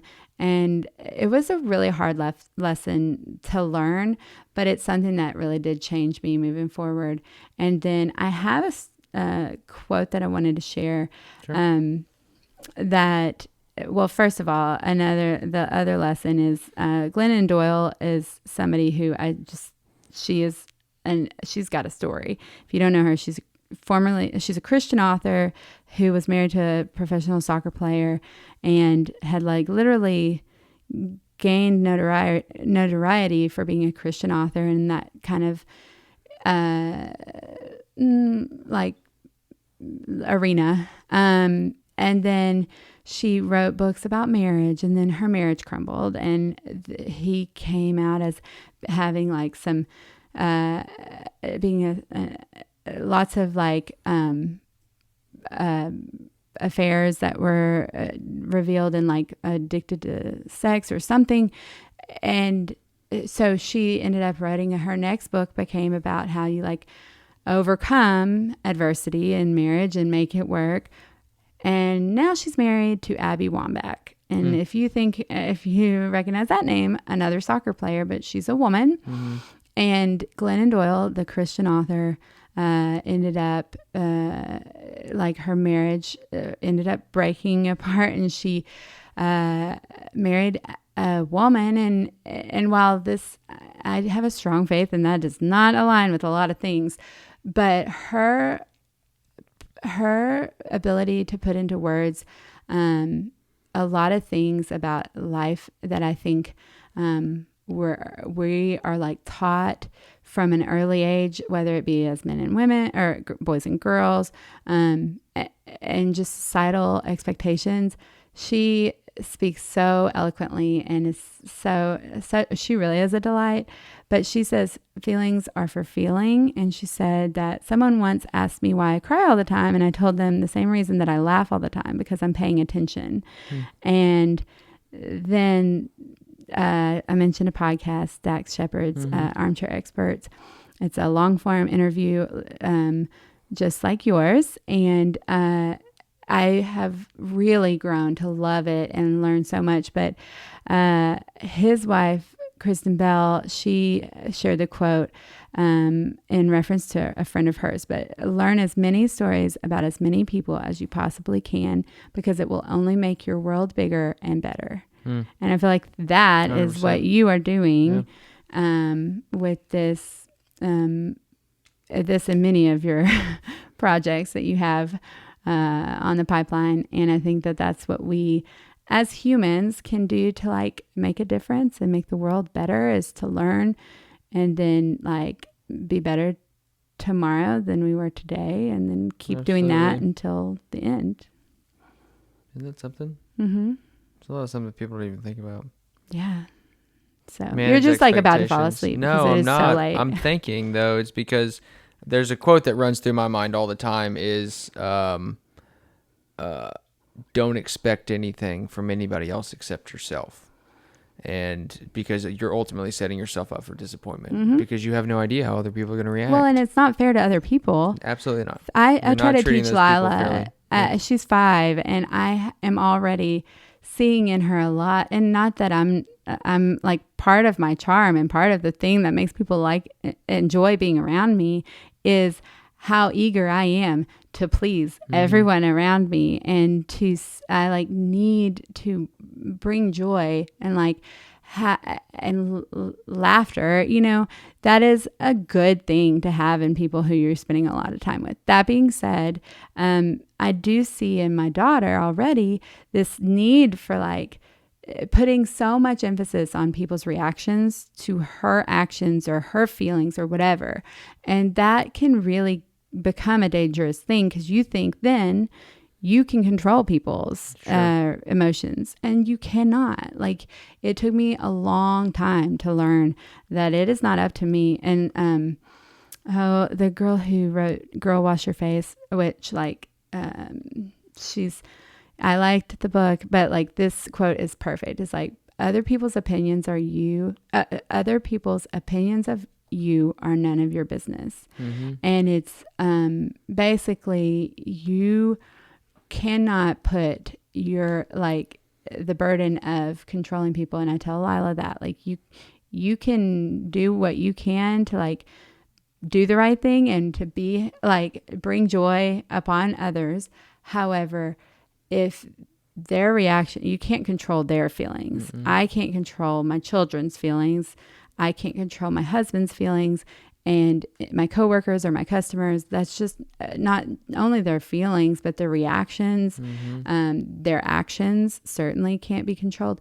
And so when you try to, it's taking their power away from them in a lot of ways. And while it doesn't seem that like intentional, I have already started teaching her this, and she will call me out on it. If I'm saying I'm sorry for something, which I'm known to be like the serial apologizer, and apologize for things that literally I should not be saying that.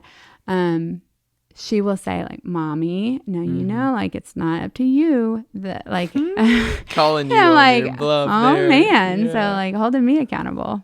We need her to talk to our commissioners and our council people on the podcast. Yeah. All right. Worst piece of advice you've ever gotten? Do you know? Worst. Okay. I'll say don't quit. Sure. Now, I don't think anybody's truly given me that advice. Don't quit. Maybe don't give up. But I do think that this day and age, one of the things, certainly in my lots of self-reflection, and I'm hyper aware of all of my shortcomings and will say them out loud all the time. But I think a lot of people in our this day and age, so busy. Mm-hmm. There's constant inputs and stimulus, opportunities to be spread very thin and to be overworked and underappreciated. And the thought of getting to a point in my life and looking back and wishing I'd invested my precious time into the things that really mattered versus doing all the things barely enough. And so back to that piece of advice, don't quit, don't give up. It's there's fear of missing out, FOMO. Well, there's also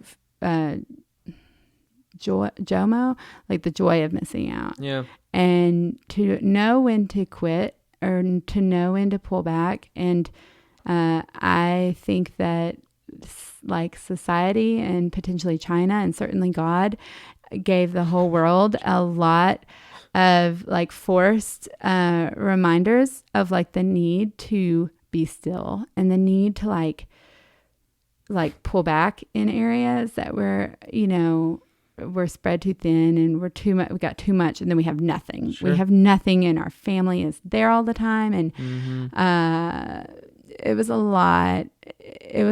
The 2020, everything that went on, and you and I talked about it before the show, it really, I've seen so much growth in my faith, growth in my personal journey, and I think my resilience, but physically, I went through kind of a dark spiral, and then also came out of it because I was nothing is in control. I have to control what I can, and what I can control is how I move my body, what I put into my body, taking care of my body. Everything else is just a dumpster fire, but I can control those factors. And I learned a lot from that. And one of the things that I really swore to myself that I was going to do a better job of, and I will set this goal, is to say no to things if it's not going to provide, if investing my time and energy in it doesn't make me who I want to be. Sure. So to quit or to give up where saying no is not easy, especially when you're so driven, Yeah. You get excited. Mm-hmm. You got all those side hustles, all those opportunity to do all those things. And it's so good. I mean, it sounds like I'm talking to you specifically personally, but everybody who is at a stage in their life where they feel called to do things to be, to serve others, you can't put the oxygen mask on anyone else until you've got your oxygen mask on you. And I think that it's important. And, self-care, I could not tell you what that's about, but I can tell you that you've got to look out for yourself so that then you can care for everyone else and love on everyone else and change the world. You can't give if you're empty. You can only give if you're overflowing. That's right. You know? Yeah. Or at least full, to it. Yeah, like full. fuller. Yeah. If you got something in there, so. Something to give. Mm-hmm. Okay.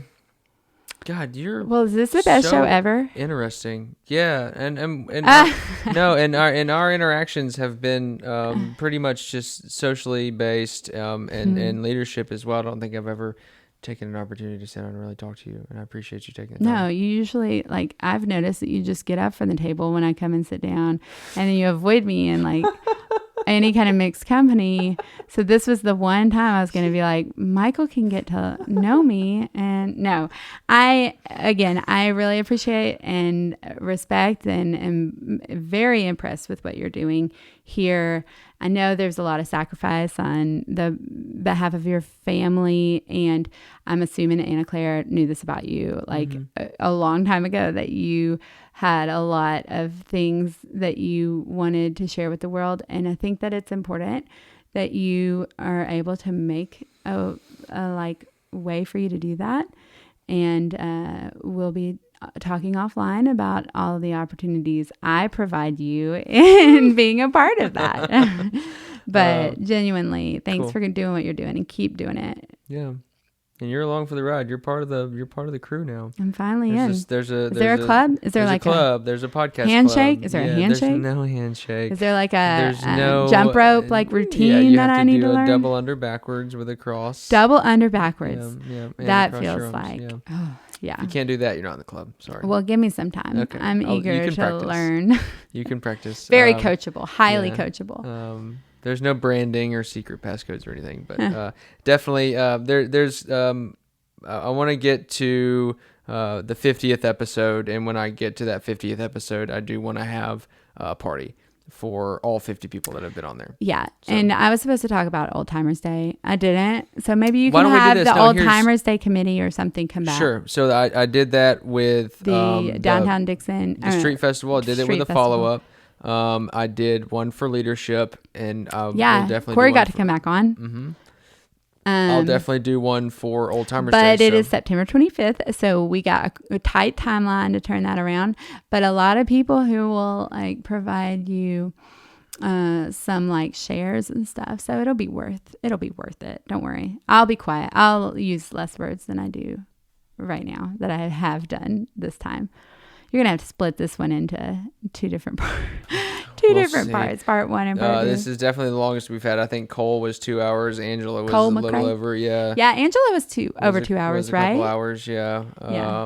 We're at 2 hours and 20 minutes right now. So I'm sure you can cut like a bulk. I just put it out there, and because I never know what resonates with people. But what I'll do is I've got some notes, obviously, as you can see, as far as kind of some things I'll split it up into, and so. I just never know what resonates with people, and I'm not going to just waste this conversation. It needs to be recorded down in history. I mean, It was a good one. So. No, I loved it. Yeah. So let's do it again sometime. All right, cool. Thanks, well, thank you all for listening. I truly appreciate it. Please subscribe.